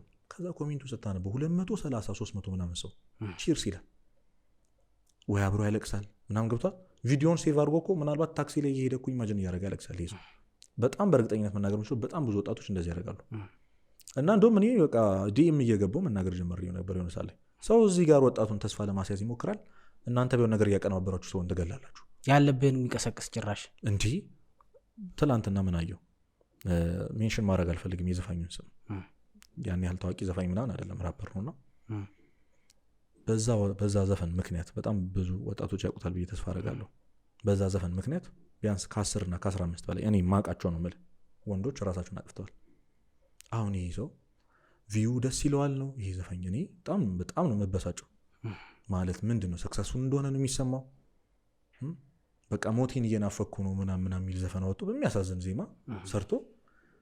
ብትፈልግ እሱ ዘፈን የሌለበት ስልክ ላይ ለምን አንዱ ኤዲት አድርጎት ምናምን አየሁ ትላንትና ቲክቶክ ላይ ኤዲት አድርጎት ሁልጊዜ የማዳመጠው ዘፈን ምናምን ብሎ ኮሜንት ላይ ወንድሜን በዚህ ዘፈን ምክንያት ራሴን አጥፍቷል ምናምን የሚል ኮሜንት ታያለህ። ያን ዳርክ ሳይድ ካልቲቬት የሚያደርግልህ ማለት ነው። ይሄ በጣም በቃ ይመግብልሃል። ለአንተ ማልቀስህ ማዘንህ የሆን ነገር እየወጣልህ ነው። ገብቷል። ሰበብ ፈልጎ የሚያለቅስ ወጣት እኮ አለ። ኢማጂን ያደረገ እናቱ ሳትሞት እኮ የእናቱን ፊነራል እኮ ኢማጂን ያደረገ የሚያለቅስ ወጣት አለ። ለመሰል ውስጡ ማዘን ይፈልጋል። እቺ የነፍስ ጩኸት አለች እዚህ ጋር እግዚአብሔርን ያላገኘች መንፈሳዊ ነገር ያልተመገበች ጾም ጸሎት መንፈሳዊ ተግባራት ያልተመገበች ነፍስህ እየጮች ነው። ስለዚህ ውስጥህ ማዘን ይፈልጋል፣ ማልቀስ ይፈልጋል፣ ስለ ኃጢአትህ ማልቀስ ይፈልጋል። እግዚአብሔርን ስለመበደለ እስከዛሬ ሰው ስላለመሆን በቃ እግዚአብሔርን ምሳሌ አምሳያ አይደለ ፍጥረት ነው አይደል አንተ እሱን ባለመሆን ነፍስህ እያለቀሰች ነው። ያንን ማዘን ሰው ፊልም እያለቅስበታል ዘፈን እያዳመጠ። አንዳንድ የፍቅር ዘፈን ስታዳምጥ እኮ ፍቅረኛ የሌለው ሰው ይናፍቀዋል የሆነ ሰው ቁጭ ብሎ ምናምን ሌላ ሀገር እንደሄደችበት ቁጭ ብሎ ሲያለቅስ ምን ሆነ ነው ዘፈኑ ይላል። ምንም ሪሌት አያደርግም። በጣም ከባድ ነገር ነው በእውነት። እኔ ይሄ ቀላል ነገር በቅርብ ነው አንደርስታንድ እያደረኩ የመጣሁት። እና የሚሰሩ ሰዎች ማቁሙ ስለ እግዚአብሔር ብላችሁ በቃ እንደዚህ የምታደርጉ ሰዎች ላይኩ አይጠቅምም። ብር ቢኖረው እኮ ጥሩ። አሁን ቲክቶክ በላይክህ ልክ አይከፍልህ፣ በቪው ልክ አይከፍልህ። እንደው እያገኘበት ነው እንኳን ብትል እንደው ገንዘብ ስላለው ነው የለው ገንዘብ እንኳን የምታገኘው ነገር ሰውን የሰውን ልብ የሚሰብር ነገር እየሰራ ብቻ። ግን ጀነራሊ እንደ አንተ ካልከው ተነስቼ ሰው ብሶት ላይ ነው። በጣም ብዙ ቁስል አለበት። ግን ቁስሉን በማባበል መፍትሄው ጋር በመሄድ ሳይሆን ቁስሉን በማባበል ኮንስተንትሊ የሆነ ተደጋጋሚ የሆነ ታሪክ ኦር ስቶሪ በመፍጠር እንዳልከው ኢማጂነሪ ስቶሪ እኮ ነው። በቃ ብትመለስ እናትና አባት እያበሉህ ነው፣ እየተማርክ ነው፣ ጥሩ ለብሳ ምንም አልተቸገርክም ኮምፔር ቱ ከሌሎች ሰዎች ጋር ራስ ብታወዳደር። ግን እንደተቸገርክ በቃ ህይወት ዓለም እንዳልተረዳችህ ሰዎች እንዳልተረዱ ፊል የምርም ምክንያቱም ኢማጂነሪ እና ሪያሊቲ እኮ ዘ ሴም ቲንግ ነው። ብሬን ውስጥ ነው ፕሮሰስ የሚደረገው አይደል? አክቹዋሊ ያ ነገር ሀፕን ቢያደርግም ኢማጂን ብታደርገው ዘ ሴም ቲንግ አይምሮ ነው ማክሰፕት የሚያደርገው እንደዛ ኤግዛክትሊ እንደሆነ ነው ያ ምንም ጥያቄ የለውም ምክንያቱም ዘ ሴም ፖታ ነው ምክንያቱም ኢማጂን ስታደርግ ሴም ሆርሞን ሴም ኬሚካልስ ነው ሰውነት ሪሊዝ የሚደረገው ሪያሊቲው የምታገኘው ያን ነገር ዘ ሴም ሆርሞን ዘ ሴም ኬሚካልስ ነው ሰውነት ሪሊዝ የሚደረጉት ሌላ ሳይንስ የለውም ፕሌዠር እና ፔን ፕሮሰስ የሚደረግበት ቦታ አንድ የአእምሮ ክፍል ነው ስለዚህ የውሸትም የእውነትም አንድ አይነት ነው ስለዚህ በውሸቱ የእውነት ትኖራለህ ማለት ነው በጣም ብሶ እንደዛ ቪክቲም ሜንታሊቲ ኤግዛክትሊ ዘከባድ በጣም ወሳኝ ነው ቪክቲም ሜንታሊቲ ነገሩን ሁሉ ፐርሰናል የሚወስድ ሰው ሁለት ጊዜ ስልክ ካላነሳለት ምን አስቀይሜ ነው ይላል የሚያው ጠልቶኝ ነው ሶሻል ሚዲያ ላይ የሚያው ያ ነው በቃ ይሄ ምንድን ነው እኔ እንዴት ሜቢ የሆነ ጊዜ ፊግራት አድርጌ በደንብ አነብበት የሆነ ሪሰርች አድርግበት ይሆናል እንጂ ሰው ከማዘን ጋር የሆነ እንትን አለው ሪሌት አለው ማዘን መደበር የሆነ ብቸኛ ነኝ ማለት ቪክቲም ሜንታሊቲ ነው ይሄ ገብቷል ሁልጊዜ ተጠቂ ነህ እና ሰው እንዲታዘንልህ መፈለግ በቃ ይሄ ፖይንት በጣም ወሳኝ ነው እኛ መፈለግህ ችግር አይደለም ናቹራል ነው እሱን ነው መልህ እኮ እንዲታዘንልህ መፈለግ ናቹራል ነው ግን ከማን ነው እንዲታዘንልህ የፈለግከው ያ ነው ፖይንቱ ለአንተ ሊያዝንልህ የሚገባው እግዚአብሔርና አምላክህ ብቻ ሀዘንን ችግርን በአደባባይና በቃ መስማት ያለበት አምላክህ ነው እዚህ ጋር የሚሰማህ እንዳንተ አሳልፍ ያለው ያለ አምላክ ሳታወራ የሚረዳ አምላክ እያለ ከዛ የሆነ ጊዜ የሚደክመው አንተ ምንም እኮ ነው አሁን ሶሻል ሚዲያ ላይ ምናምን እንደዚህ ይላል አይደል ላልመልስ እችላለሁ እኮ ቴክስት የሆነ ጊዜ እኮ መሳደብ ልጀምር እችላለሁ ሰው ነኝ እኮ አት ኤንድ ኦፍ ዘ ዴይ ዩኤልም ሰው ነው ኪራም ሰው ነው የምታያቸው ሰባኪያን ጥሩ የምትላቸው ሳሚዎች ቴራፒስቶች ሁሉ ሰው ናቸው እንዳንተ የሆነ ቀን ይደክማቸው የማይደክመው አጋዥ እግዚአብሔርና እግዚአብሔር ብቻ ነው ክርስቶስ ብቻ ነው ስለዚህ መተህ እኔ የሆነ መጥፎ ቀን አሳልፌ ኪራ እንዲሆኝ ብትልኝ አልሰማህም ለምን ሰማህ እኔም ሰሚ ፈላጊ ነኝ ከዛ አንተ ምን እየተሰማ ይመጣል በቃ ሰው አይወደኝም ትላለህ እናትህ የምታሳልፈው ነገር አለ እናትህ አንተ ደግሞ ሀዘን ስትመጣ የምታሳየ ፊት ፐርሰናሊ ነው የሚወስደው ሰው ስለማትወደኝ ነው ይላል ስለማይወደኝ ነው ይላል ምንም እኮ ሪሌት ከአንተ ጋር ሪሌት የሚያደርገው ነገር የለም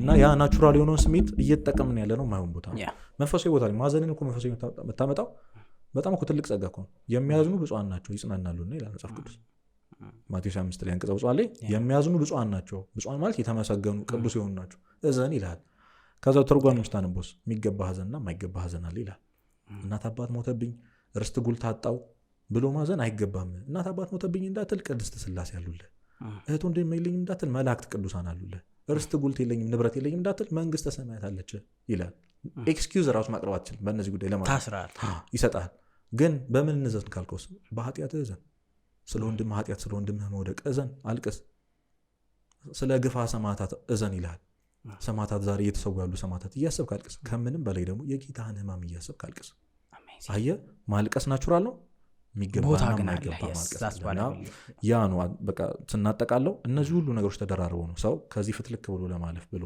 የሚያደርገው ነገር ነው ራስ ማጥፋት አሜዚንግ ይህንንም ከምን ጋር እያይዘህ ታወራ ምን አስባለሁ መሰለህ አንዳንዴ ከመራቃችን የተነሳ አሁን እኛ እያወራን ፒውርሊ ከመንፈሳዊ ጋር የተገናኘውን ነገር ስለሆነ ሰው ከመንፈሳዊ ነገር እየራቀ ሲሄድ ነፍስ ጥሪ ስትኖር እንዳልኩ ማልቀስ ባለብህ ቦታ ሳይሆን በሌለብህ ምክንያት በሶሻል ሚዲያ ላይ ባሉ ዘፈኖች ማልቀስ ስትጀምር ስራህን ትተህ ኃጢአትን ትተህ ራስህን ማየት ትተህ ላይፍ ስታይልን አይተህ የሰራ ያለውን ስተት ትተህ የሆነ ሰሟን እንዲያዝንልኝ ፈልጋለሁ ብለህ ማልቀስ ስትጀምር ኦብቪየስሊ ሮንግ ዳይሬክሽን እየሄድክ ነው በዛው ልክ ደግሞ የእግዚአብሔርን አንተን በጣም ስለምታነሳው ብዬ ነው የእግዚአብሔርንም አባትነት እየረሳው ትመጣለህ ማለት የሆነ ይቅር የማይባል የማያይህ በቃ የሆነ መስመር ስተህ ኦልሬዲ ርቀህ ያለህ ከታላ ምንም በቃ መብትም የለኝም ብለህ እንደውም አይ ዶንት ኖ ሰሞኑን የሆነች የቲክቶክ ቪዲዮ አይቻለሁ አይ ቲንክ ፈለገ አትናቴዎስ መሰለኝ የሆነችን ፌመስ ቲክቶከር ስጠይቃት ሰንበት አገለግል ነበረ ትለዋለች ፌመስ ነች ልጅቷ በጣም ምናልባት የምታቋቴ ሊፕሲንግ ምናምን የሚያደርጉ አሉ ፌመስ ልጅ ነችና ማለት ያው በሶሻል ሚዲያ ፌመስ ስለ በተለያየ መንገድ ፌመስ ስላለ ማለት ነው እና እኔም እችላለሁ እንዴ ያለችው ለምን አትመጭም ሲላት በጣም በመገረም ነው ላይክ ስለ በቃ የሆነ አንዴ ተባራል ከዚህ በኋላ በቃ የሚቀበላት ምክንያቱም ኦብቪየስሊ ያው እንዲ ሶሻል ሚዲያ ላይ ስትመጣ ብዙ አይነት መጥፎ ነገሮች ውስጥ ትገባለህ አቴንሽኑ ይኖራል የሚቀርቡልህ ኦፖርቹኒቲዎች አይ ካን ገስ ሊሆን የሚችለው በተለይ ሴት ደግሞ ስትሆን ተጽዕኖ በጣም ከባድ በቅርብ ማቃቸው በጣም ፌመስ ቲክቶከሮች ስላሉ የሚደርስባቸው ተጽዕኖ ይከብዳል አይምሮ አንተኒ አሁን የምር እኔ እንዲሁ አንዳንዴ ለካ ስላልደረሰብን ነው እንዲ ጨዋ መስለን የምንታየው እንድትል ያደርጋል ማለት በጣም የሆነ ፈተናውን አልቀረበልህም አንተ ወንድ ነህ በዛ ደረጃ አትፈተንም ሴት ስትሆን ምን ያህል የመንፈስ ጠንካራ መሆን አለባት እስከምን ድረስ ነው የምትታገሰው ትላለህ እንዳልከው እዚህ ጋር ሰው ራሱን ለማጥፋት እየደረሰ ያለ ሰው እዚህ ጋር ኦፈር የሚደረገውን ነገር ስታየው አትፈርድበትም በዛ ፓዝ ስለመሄዱ ካለውም እንትን ጥንካሬና ርቀውን ብለው ለሚያስቡ ሰዎች ወይም ደግሞ ከዚህ ከሃይማኖታዊ ብቻ መጥፎ ህይወት ውስጥ ገብቼ የነፍስ ጥሬን ርቄያታለሁ ብሎ ለሚያስብ ሰው የእግዚአብሔር አባትነት እንዴት ታያል እንዴት ትነግረዋለህ ምክንያቱም እኔ ምን አለኝ መሰለህ በቅርብ እንግዲህ ማውራት ይኖርብኝ አላውቅም ግን የነፍስ አባቴ ምን አሉኝ በጣም ብዙ ጠንካራ አይደለም እንትን ላይ መንፈሳዊ ነገር ላይ በቃ በቻለኝ አቅም ማቃትን ለመያዝ ሞክራለሁ እንጂ ምን አሉኝ እግዚአብሔር አሉኝ ያ በርግጥ በቤተ ክርስቲያን ንስሐ ስትገባ የሚሰጥህ ቀኖና አለ አይደለም ግን የሚገርምህ እነሱ ነገሮች ማድረግ አለብህ ግን እግዚአብሔር ንስሐ ለመግባት ስትወስን ነው የማረህ ሪሊ አልኩኝ የምር አላቅም ነበር እውነት ለመናገር በቃ ስትነሳ ሐሳቡ ይሄ ኢነርጂውን ይዘህ ተነስተህ ሄደህ ወካር ገዛ ቦታ ስትደርስ ኦልሬዲ ብሎሃል ይሄ ማለፍ ያለብህ ነው ኦልሬዲ እዛ አይነት ዲቴል ውስጥ አልገባም እና እንደዛው የዚህን ያክል መሆኑን የምር አንዳንዴ እንዴት ነው በጊዜ ሂደት ይቅር ባይነቱን ይላል ሰው በአፉ ግን አያምንም ስታምኑ ማመንና ማወቅ በጣም ዲፈረንስ እኔ እንዴት ይወራል በቃ የእግዚአብሔር ማሪነት ቀደም እንዳልኩ የሰይጣን ፐርፐዝ አብሮ መቃጠል ነው ይላል ጌታ እኮ ካንተ የሚያገኘው ምንም ነገር የለም በቃ ፍጹም ፍቅር ይሄ አንኮንዲሽናል የሚባለው ፍቅር ያለው እግዚአብሔር ብቻ ነው ላንተ ያለው እግዚአብሔር ብቻ ነው አንኮንዲሽናል የሚወድ ባንድ እንትን ልጠቅልለው ቅዱስ ዮሐንስ አፈወርቅ ቤተክርስቲያን ሐኪም ቤት ናት ይላል በዚህ ኮንሰፕት ብቻ ብናየው በመናቀርበውን ኤክስኪውዝ እናስበው ከዛ ውስጥ ያሉት ካህናት ሐኪም ቤት ዶክተር እንዳለ ከዛ መድኃኒቱ ስጋው ደሙ በቃ ሐኪም ቤት ናት እንጂ ፍርድ ቤት አይደለችም ይላል እና ሰው ምን ይላል እንዴት እመጣለሁ አሁን የተከበረ ሐኪም ቤት ውስጥ በሽተኛው ሆኜ እንዴት እመጣለሁ ጤነኛ ሰውን እመጣለሁ ይባላል ሰው እንዴት ነው ሲሻለኝ ነው የሚሄዱ ይባላል ሐኪም ቤት ሰው እንዴት ሲሻለው ይሄዳል በጣም ዝም ብለህ ስታስበው በጣም ምን ሆኜ ነው ትላለህ አሁን ራሱ ቤተክርስቲያን ሐኪም ቤት ናት በቃ ልትታከም ነው እኮ የምትመጣው በቃ ርቀሃል ገብቷል እና በቃ ማወቅ ያለብን ነገር እግዚአብሔር ከመነሳትህ እንጂ ከውድቀትህ ምንም ነገር የለው ሄደህም የሚጠይቅህ ለምን አልተነሳህም ለምን ንስሐ አልገባህም ነው እንጂ ለምን ኃጢአት ሰራ አይልህም ቅዱስ ዮሐንስ አፈወርቅ አባቴ ስለሆነ በጣም ብዙ ጊዜ የምጠራው የእሱን መጽሐፍ በደንብ ስለማነበር መውደቅ አዳማዊ ነው ከወደቁበት አለመነሳት ግን ዲያብሎሳዊ ነው ይላል አዳምም ዲያብሎስም የሰሩት ኃጢአት ተመሳሳይ ነው ሁለቱም አምላክን መሆን ይሻቱት ሁለቱም ወደቁ ፖይንቱ መነሳት ላይ ነው አየህ ሰይጣን እስካሁን ኢጎ ይዞታል ያውቃል እኮ እግዚአብሔር አምላክ እንደሆነ አምላክ ነኝ አለ ከወደቀ በኋላ ማን አምላክ እንደሆነ አየ ግን ይኸው እስካሁን አልተመለሰም ለምን ይሄ ተሸናፊነቱ ያስኩትን ይዤ ጋር ኃጢአተኛ ነኝ በቃ ማረኝ ሚለውን ኢጎ አላፈረሰም አዳም ግን ተጸጸተ አለቀሰ በሱ ምክንያት ነው እኮ ጌታን በስጋ ያየ ነው አይደል እንዴ ከ5500 ዘመን በኋላ ከልጅ ልጅ ተወልጄ አድንሃለሁ ያለው ዛሬ ምን እንደሆነ ጌታ ያየ ነው በሱ ምክንያት በመነሳቱ ምክንያት ስለዚህ በቃ ፖይንቱ መነሳት ነው ስለዚህ ውድቀትህን ተወው አንተ በቃ እግዚአብሔርን ያደረግከው የበደልከውን ነገር እርሳውና እግዚአብሔርን ስለማግኘት አስብ ስለ ምህረቱ አስብ በጣም አባቶች ምን ይላሉ ያምታቷል ሰይጣን ምን ይላል ሰው በጣም ተስፋ በቆረጠ ጊዜ ማሰብ ያለበት የእግዚአብሔርን ቸርነት ነው በጣም ጥሩ መንፈሳዊ ላይ ምናምን ያለ ጊዜ ደግሞ የእግዚአብሔርን ፈራጅነት ማሰብ አለበት ይላል ሰይጣን ደግሞ ያቀያይርብሃል ኃጢአተኛ ስትሆን ፈራጅነቱን ያሳያል አታፍርም ይላል ውዳሴ ማርያም አንስተል ደግም ስትል ቤተክርስቲያን አታፍርም ወይ ምንም እንዳላረገ ሰው እግዚአብሔር እኮ ቁጡ ነው ሞኝ መሰለ እንዴ አንዳንድ ሰው በቃ አንዳንዴ በቃ ዝም ብሎ መመላለስ መውደቅ መነሳት እግዚአብሔርን ማጃጃል እንደሆነ ይሰማኛል ያውቃል እኮ ነገ እንደምወድቅ ያውቃል ግን መጥቼ አይኔን በጨዋጥ ቤተክርስቲያን ስመጣ ምን እያደረኩ ነው በቃ አንተን እያሞኘው ነው ምናምን ከዚህ ሲቀር ምናምን ይላል አየህ ፈራጅነቱን ቀድሞ ያሳያል በዚህ ሰዓት ማሰብ ያለብህ አንተ የእግዚአብሔርን ቸርነት ነው የጠፋው ልጅ እኮ አስበው አባቱን በድሎ ቤተሰቡን ትቶ ከሄደ በኋላ ገንዘቡን ጨርሶ ነው የመጣው ይኸውልህ ስለቸገረው ነው የመጣው ሌላ ነገር አይደለም እኛ ባይዞ እግዚአብሔርን የምንወደው ስለሚጠቅመን ነው ኮንዲሽናሊ ነው እግዚአብሔር የምንወደው ማንም ሰው እግዚአብሔርን አንኮንዲሽናሊ ሊወደው አይችልም ስለዚህ የሚሰጥህ ነገር አለ ስለዚህ ያ የጠፋው ልጅ የሚበላው አጣ ገንዘቡን ጨርሰ የእሪያ ምናምን የአሳማ ጠባቂ ሆነ የእነሱን ምግብ መመኘት ሲጀምር የአባቱ ቤት ትዝ አለው ችግር የለውም ኮንዲሽናሊ እግዚአብሔርን መውደድ ለጥቅምህ እግዚአብሔር መፈለግ ችግር የለውም ግን ና በቃ አንተ ከዛ ሲመለስ አስበው በይህ ነበሩ እኮ ምናምን አላለው ደግሶ ተቀበል እንዴ አንገቱን እየሮጠ ደግሞ የሚገርም ሳይደርስ እየሮጠ ሄደ ይላል እኔ በጣም ይገርመኛል እየሮጠ ሄዶ አንገቱን አቅፎ ሳመው ይላል ልጁ እያሰበ ያለው ምንድነው? ልጅ ለሆነ አይገባኝ ምለዋለሁ፣ ባሪያ አድርገኝ ቅጠረኝ፣ በቃ እንደ ሰራተኛ። አዎ ምክንያቱም ሰራተኞቹ ራሱ የሚተርፋቸው ምግብ ሲያስብ ድሮ በቃ እንዲህ ምን ሆኜ ነው ምናምን አለና ሲመለስ ልጅነት ምናምን አስቡ አይደለም። በቃ እሱ አትሊስት ቤር ሚኒመም ቢያንስ እንኳን እዛ የአባቱ ቤት በረቱ ይሻላል፣ ከውጭው ፓላስ የአባቱ ቤት በረት ይሻላል። በቃ ይህን ማወቅ አለ። ዓለም ከምትሰጥ ምቾት እግዚአብሔር ማይሰጥ ምቾት ይሻላል። እግዚአብሔር ቤት ውስጥ ያለ መበደል፣ እግዚአብሔር ቤት ውስጥ ያለ ማልቀስ፣ እግዚአብሔር ያለበት ችግር ይሻላል እግዚአብሔር ካለበት ድሎት፣ እግዚአብሔር ያለበት ማዘን ይሻላል እግዚአብሔር ከሌለበት ደስታ። ይህን ሁሌም ቢሆን መቼም ቢሆን ምርጫ ሊሆን የሚችለው መሆን ያለበት እግዚአብሔር እና በቃ መመለስህን ነው እሱ እያሰበ ያለው። ካሁን ልጅ ተመለሰ አልተመለሰም ላይ ነው እግዚአብሔር ያለው። ሲመጣ አንገቱን አቅፎ ሳሙ ይላል። ከዛ ከድሮ በበለጠ እኮ ነው ከነበሩ እንደውም ቤት ውስጥ ከነበረው ከወንድም ከጸና ወንድም በበለጠ ልጅ መጥቷል ፍሪዳ ብሎ አረደለት፣ ደገሰለት። ለእጁ የጣት ቀለበትን ብሎ መጎናጸፊያን አድርጎ ምናምን ተቀበሉ። ስጋዊ አባት። ይሄ ሁሉ ነገር የተነገረው ዛሬ ተስፋ ቆርጠ ቁጭ ላልከው ወንድም ይላል አንተ ነው በቃ ስጋዊ አባት ነው እንዲያደርገው። እንግዲህ አስበው እንግዲህ የፍቅሩን መጠን እኮ እናውቀዋለን። ሞቷል እኮ ስለአንተ ጌታ። ይቺ ኃጢአትህ ምን ናት ለሱ? ምንም እኮ አይደለም። እና እንደውም መንፈስ ቅዱስን የሰደበ መንፈስ ቅዱስ የስድብ ቃላትን የተናገረ አይሰረይለትም ኃጢአቱን ይላል መጽሐፍ ቅዱስ። ስለዚህ እግዚአብሔር ይቅር የማይለው ኃጢአት አለ ወይ? አዎ አለ። እሱም ይቅር በለኝ አለ ማለት ነው። ካላልኩ አይምርህም። በግድ ጎትቶ ለማለት ነጻ ፍቃድህን ይፈልጋል ያንተ መንገዱን አሳይቷል። እኔ እንደውም በጣም እግዚአብሔር ያደላለኛ እንድንመለስ ፌር ነው ብዬም አላስብም። ዝም ብለህ ስታስበው የሰጠን ኦፖርቹኒቲ ፌር አይደለም እንዴ? ሊቀጣን ከሚያስበው መንገድ ምረን የሚያስብበት በጣም ብዙ ነው ሲል አይ ቲንክ ዲያቆን ሄኖክ ኃይሌ ነው ሜቢ ሀሳቡ የሌላ ሊሆን ይችላል። ግን ሰበብ ነው የሚፈልገው እግዚአብሔር። ሰበብ ማለት ትንሽ አላርም መሙላትህን የሚቆጥር እግዚአብሔር አስበው። ባትሄድ እንኳን ቅድም አሁን ያሉ አባት ያሉ በቃ ያን ማሰብህን በጣም የሚገርም ኮንሰፕት አለ። ቁርጥ ህሊና የሚባል ታሪኩን በደንብ ልናገረው አልናገረው አላውቅም። አንድ መነኩሴ የዓለምን ምኞትን ተመኝቶ ከቤተክርስቲያን ሲወጣ፣ አንድ ሌባ ደግሞ በቃ የሌብነት ህይወት ያስጠላኛል ብሎ ትንሽ መንኩስና ልገባ ብሎ ጫካ ላይ ይገናኛሉ። ከዛ ጅብ ምናምን ይመጣባቸው መሽቶባቸው ዛፍ ላይ ይወጣሉ እና ሁለቱም ሞቱ። ማን የሚጸድቅ ይመስላል?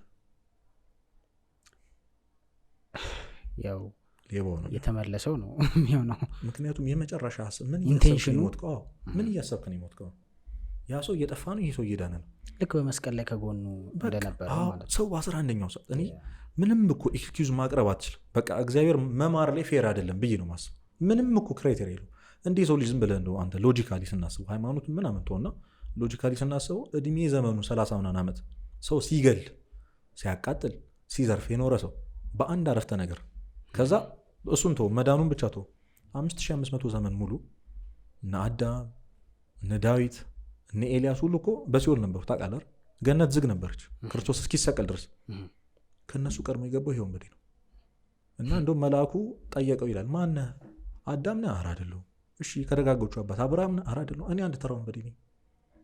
ይሄው ግን የክርስቶስ የደም ማህተም አለ።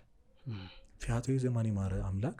እኔ በጣም በእርግጠኝነት መናገር የምችለው አሁን ይህን የሚያዳምጡ ሰዎች ፊያቴ ዘማውን ኃጢአት አልሰሩ።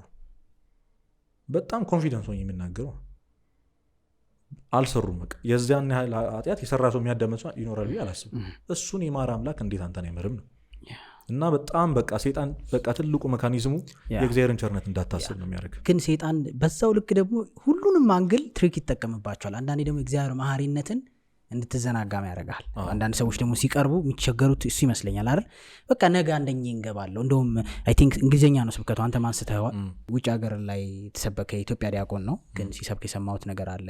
ሰዎች አንተ ማንስተዋል በትንሹ ሰዎች ንስሐ ለመግባት ወይም ደግሞ ከተጨነቁበት ለመውጣት መጀመሪያ ህይወቴን አስተካክዬ ማለት ይፈልጋሉ። ያ ማለት በቃ ቤተክርስቲያን ሄደው ወይ አባት ጋር ሄደው ማለት የሚፈልጉት የድሮ ህይወቴ የተበላሸ ነበር፣ የድሮ ህይወቴ ከፋ ሀምብል ተረተኛል የሆነ እንጂ አሁን እንዲያረኩ ነው ማለት አይፈልግም። ይጓቸው አይችልም። ግን እግዚአብሔር የሚፈልግ እያጠፋህ አንገትህን ደፍተህ ለዛ ነገር ይቅርታ እንድትጠይቅ ነው። አንዳንዴ ከዛ የኃጢአት መንገድ ራሱ መፍትሄ የሚሰጥ አንድ ልጅ መንፈሳዊ አይደለም። ምን አለኝ መሰለ ማለት መንፈሳዊ ስል ትረዱኛላችሁ ቃሉ ምን ማለት እንደፈለኩ። ያው ቅርብ የሆነ አይደለም ከእግዚአብሔር ጋር ለማለት ነው ህይወቱ። እና የሚሰራው ስራ ትንሽ ጥሩ አይደለም። የሚሰራው ስራ በቃ እግዚአብሔር የማይወደው አይነት ስራ ነው የሚሰራው፣ ገንዘብ የሚያገኝበት መንገድ ማለት ነው። እና ይሄ እንዴት ነው በጣም ስትረስ ውስጥ ገባ፣ ዲፕሬሽን ውስጥ ገባ። ምክንያቱም የሚፈልገው ውስጡ አለ፣ ተረተኛል መኖር የሚፈልገው ህይወት አለ፣ አክሽን ደግሞ መኖርም ደግሞ አለበት። ያው ቤኪራ ያለ ግራ ግብት የቱን እንዳልተው። ከዛ ምን አለው አንድ ሰው፣ ሁላችን መንፈሳዊ ሰውና የመከረውን ነው የምነግርህ፣ ዝም ብለህ ከዚህ ኃጢአት የሚያወጣኝ ስራ አስጠኝ ብለህ እናጠይቅም ታዲያ አለው። እስቲ ሀሳብ ነው የሰጠው። ታዲያ እግዚአብሔርን ከዚህ ኃጢአት የሚያስወጣኝ ስራ አስጠኝ በቃ ላይ ካላር የሰው ሀቅ ሳልበላ ኦር ሳልዋሽ ምበላበትን ብሎ እኮ ይጠየቃል። የእሱም መፍትሄ እሱ ነው እንጂ እንደምንም ትንሽ ሰርቼ አጠራቅሜ ከዚ የግል ስራዬን ከጀመርኩኝ በኋላ ከዛ በኋላ ኃጢአት ስለማልሰራ አይነት ነገር የሚያስብ ሰው አለ። ሰው እግዚአብሔር ጋር መሄድ ያለብን እያጠፋን ነው ወይ ይዘህ ነው። እኔ ምን በሽታህን ትተህ እንዴት ሐኪም ቤት ትሄዳለህ? በቃ ቅድም ያልኩት ኮንሰፕት ስትድን አትሄድም ነው። አይኬድም ሐኪም ቤት ለምን ትሄዳለህ? ከዳን ከዛ አሁን ምን ትሰራለህ ቤተክርስቲያን? እና አንዳንዴ ነው ቤተክርስቲያን ውስጥ ያሉ ሰዎች እንደ ጻድቅ ሰላም ምናኔ አባላት ጉዳይ ሊሆን ያክል ጊዜ ሰርቻልና አዲስ ተማሪዎች ሲመጡ ማናገር ላይ ማለት ምንም መላቸው ይቺን ነገር ምነግራቸው እና በቃ ርግብ ምን መስላቸው ሰዎች ነጭ ርግብ በቃ ቤተክርስቲያን ሰው ጻድቅ። እና እንደውም ክርስቶስ አንዴ ምን ይላሉ አባቶች፣ አንድ ዕውር ፈወሰው። ሲፈውሰው ምን ይታያል ሲለው የሚወዛወዝ ሸምበቆ ይታየኛል አለ። ከዛ ድጋሚ ፈወሰው ሲዳብሰው አሁን ሲል አሁን ታየኛል። ቤተክርስቲያን ስትመጣ እኛ የምንዘዋዥው ሸምበቆች የምንታይ መጀመር ወይ የሚሳደበው ካህን ወይ ዲያቆኑ እዛ የሚሯሯጡት ህፃናቶች ወይ እኛ ባለጌዎችን ታያለ። ኧረ ከዚህ ውጭ መሆን ይሻላል ብሎ በጣም ብዙ ሰው ከቤተክርስቲያን ወጥቷል። አንዴ አይነን እስኪፈውስልን ጌታን እስክታዩ ነው ቤተክርስቲያን ውስጥ። እና ሰሞኑን እየተነሳ የነበረ ነገር ነበረ። በሊቢያ የተሰዉ ዛሬ ብዙ ዓመታት የተሰዉ ሰማዕታትን ይዘከርበት ጊዜ ነበር እና ምን የሚል ነገር አይቻሉ ቫይራል ወጥቶ ምናምን በጣም እንደውም ለወራበትና ልጽፍበት እያሰብኩ ነበር። ጥሩ አጋጣሚ ያገኘው ይሄ እንደውም ዱርዬው ነው ለሃይማኖቱ ማች ሚል ነገር ታውቃለህ። ዱርዬው፣ ሴተኛ ዳሪው፣ ሴተኛው፣ ዘፋኙ ነው ለሃይማኖቱ ሟቹ እኮ ምናምን። አሁን እነዛ ልጆች የጨርቆሶች ልጆች ነበሩ ምናምን እያለ እና እንደውም ቤተክርስቲያን ውስጥ ያሉ ሰዎች ናቸው ቤተክርስቲያንን የሚሸጧት ምናምን ሃይማኖታቸው የማያከብሩ ገንዘብ የሚበሉ ምናምን ብለው ዱርዬነትን እንደሚያኮራ ነገር። ሐኪም ቤት ውስጥ ሆኖ መታመም ነው የሚሻለው? ከሐኪም ቤት ውጭ ሆኖ መታመም የሚሻለው? የቱ ነው ቶሎ የመዳን እድል ያለው ሰው? ምንም በሽተኛ ቢሆን አጠገቡ ዶክተር አለ ይሄ ሰው። እና ከሩቅ መከተል አያዋጣም። በቃ መናገር የምፈልገው ነገር ይሄ ማክበር አይደለም። እነዛ ሰዎች ለዕለት ተዕለት ለድካማቸው ንስሐ እየገቡ ነው። አንተ ግን ሩቅ ሆነ እየዛትክ ነው እንዴ? እሱ እኮ ጌታን በፊቱ ያየዋል፣ መስቀል ስጋው ደግሞ በፊቱ ያየዋል። ይሄ ሰው ያስቀድሳል ምንም ኃጢአተኛ ቢሆን። ገብቷል? የጠረኳት እኮ የሆነች ጥራጊ ቤተክርስቲያን ሊያነሷት ቆሻሻ እኮ እግዚአብሔር ፊት እኮ ትልቅ ዋጋ ነው ያለት። አንተ ምን እያረክን ያለው? ቁጭ ብሎ ባወራ አይደለም በቃ። እና ደግሞ በጣም ማወቅ ያለበት ነገር ክርስቶስ የሞተው እኮ እንድትኖርለት ነው እንጂ እንድትሞትለት አይደለም። መሞት ቢሆን ኖሮ ሄደን አንሰቀልም ነበር? እንድትኖርለት ነው የፈለገው። እና ሃይማኖት ሊሆን ብጥብጥ ሲመጣ ዋይ ብለህ በሆይታ መጥተህ ስለተሰዋህ ምናምን አይደለም ፖይንቱ። በምድር እያለ ቅድም አስቀድሞ ራሱን ይካድ ነው አይደል? አሁን ቤተክርስቲያን ብዙ ሰው የማይመጣው ቅድም አንተ እንዳልከው የሆነ ራሱን የሚጠቅመው ነገር አለ። እሱን መተው አይፈልግም። ራስን መካድ ማለት ደግሞ ኪሩቤልን መጣል ማለት ነው። ኢዩኤልን መተው ማለት አንተ የሚጠቅምህ ነገር ራስን መካድ አንተ ከሚጠቅምህ ነገር ለእግዚአብሔር ብለህ። ባለጸጋው ምን አለው? ልድን እወዳለሁ አለው። እሺ በቃ ሕግጋቴን ሁሉ ፈጽም አለ ክርስቶስ። ሕግህንማ ሁሌ በቃ ስፈጽም ነው የኖርኩት አለው። እንግዲያውስ በቃ ሁሉን ሽጣ ተከተለኛል። ይሄ ሰውዬ በጣም ባለጸጋ ነበር፣ በጣም ብዙ ንብረት ነበር። ከበደው፣ ቀስ ብሎ ሄደ።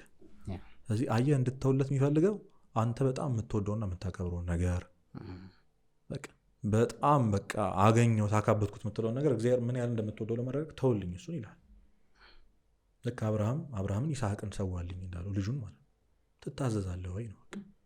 እና ያ ነው ፖይንቱ። በጣም ብሶ ከቤተክርስቲያን የሚርቀው አንደኛ የሚያገኘው ቤኔፊት አለ ከሚናገረው ምክንያት ብሎ ከሚናገረው ጀርባ ማጣት የማይፈልገው የሆነ ማንነት አለ። ዘፋኙ ዘፋኝነቱን ማጣት አይፈልግም። ያገኘውን ፌም ያገኘውን እንጀራ እኮ ነው ምን ላድርግ ይላል።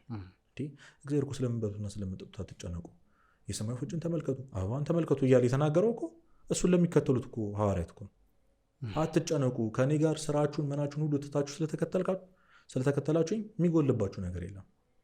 እኔ በጣም አሁን እንዳልኩ በጣም ደግሞ ኢንስፓየር የሚያደርገኝ አንድ ቃል አለ። ሲደክመኝ ምንም ስል አገልግሎት ላይ ምናምን በጣም ስደክም አንዲት እናት ልጇ ተመልሳ ነው ወደ ቤተክርስቲያን በሆነ መንገድ በእኔ በኩል መጣ። ያው እግዚአብሔር ነው የመለሳት። ጥሩ ህይወት አልነበራትም እና እናቷ መካን ነበረች፣ መውለድ አትችልም ነበር። እዚህ ምን ብላ ትሳለች? ልጅ ስጠኝ ብላ ትሳለች። ከሰጠኝ አገልጋይ ያደርግልሃለሁ ብላ ነበር የተሳለችው። ልጅቷ አገልጋይ ሆና አላደገችም። በጣም ማይሆን ጸባይ ነበረ። ስትሄድ የነበረበት መንገድ እና ያው ስለቴን በላው እያለች ታለቅስ ነበር እናት። በሆነ መንገድ እግዚአብሔር አገናኝቶ ምን ብሎ ያቺ ልጅ እግዚአብሔር በቀላሉ ቅይር አድርጓት ነገሮች ሁሉ ተቀያየሩና እናቴ መርቃለች አለች። ስለኔ ማውራት ፈልጌ አይደለም፣ ኮንሰፕቱን እንዴት እንደመጣ እረዳለሁ። ቃሉም እንደሚል ታውቃለህ፣ እግዚአብሔር አንተ የእግዚአብሔርን ስራ ስትሰራ እሱ ያንተን ስራ ይሰራልሃል። ከዚህ በላይ ምን ኢንስፓየር የሚያደርግ ነገር አለ? ስለዚህ አንተ እግዚአብሔር ስትል አይጋችሁ ይባክ ይላል እግዚአብሔር። ቤት ኪራይ እኔ ያለው ነው፣ መኪሴ እኔ ያለው፣ ምግብስ እኔ ያለው፣ ስራ አንተ ነኝ። ስራ የእግዚአብሔር ስራ ምንድን ነው? ሰውን ማዳን ነው፣ ወንድምህን ማዳን ነው፣ ኢንስፓየር ማድረግ ነው፣ የሰው ልጆችን ወደ እግዚአብሔር መመለስ ነው። ከዛ አንተም ራስህን መመለስ ነው። መንፈስ ህይወት ላይ ትኩረት አድርገህ የሚጎልብህ ምንም ነገር የለም። እኔ እንደውም በቃ እናስይዝና ሞክሩትና እንደው የሆነ ነገር ከጎደለባቸው ይቀጣሉ። የእውነቴን ነው የምልህ። እስኪ አንተ ቤተክርስቲያን ላይ ትኩረት አድርገህ ስራህን እየሰራህ ያለው ስራ ለእግዚአብሔር ጥሩ አይደለም፣ ይሄ እግዚአብሔርን አያስደስትም ብለህ የተውከው ነገር እስኪ አንተ ይጉዳ፣ እስኪ አንተ ውደቅ። ይሄማ በቃ እግዚአብሔር ምኑን አምላክ ሆነ? ምኑን የእውነት አምላክ ሆነ? እና አንተ እግዚአብሔርን ስራ ስትሰራ ማለት እግዚአብሔር የሚያስደስተው ነገር ስታደርግ፣ እግዚአብሔርን ከማያስደስተው ነገር ስትቆጠብ ምናምን በጣም ብዙ ስራዎች በሆነ መንገድ እግዚአብሔርን አያስደስቱ በሆነ መንገድ።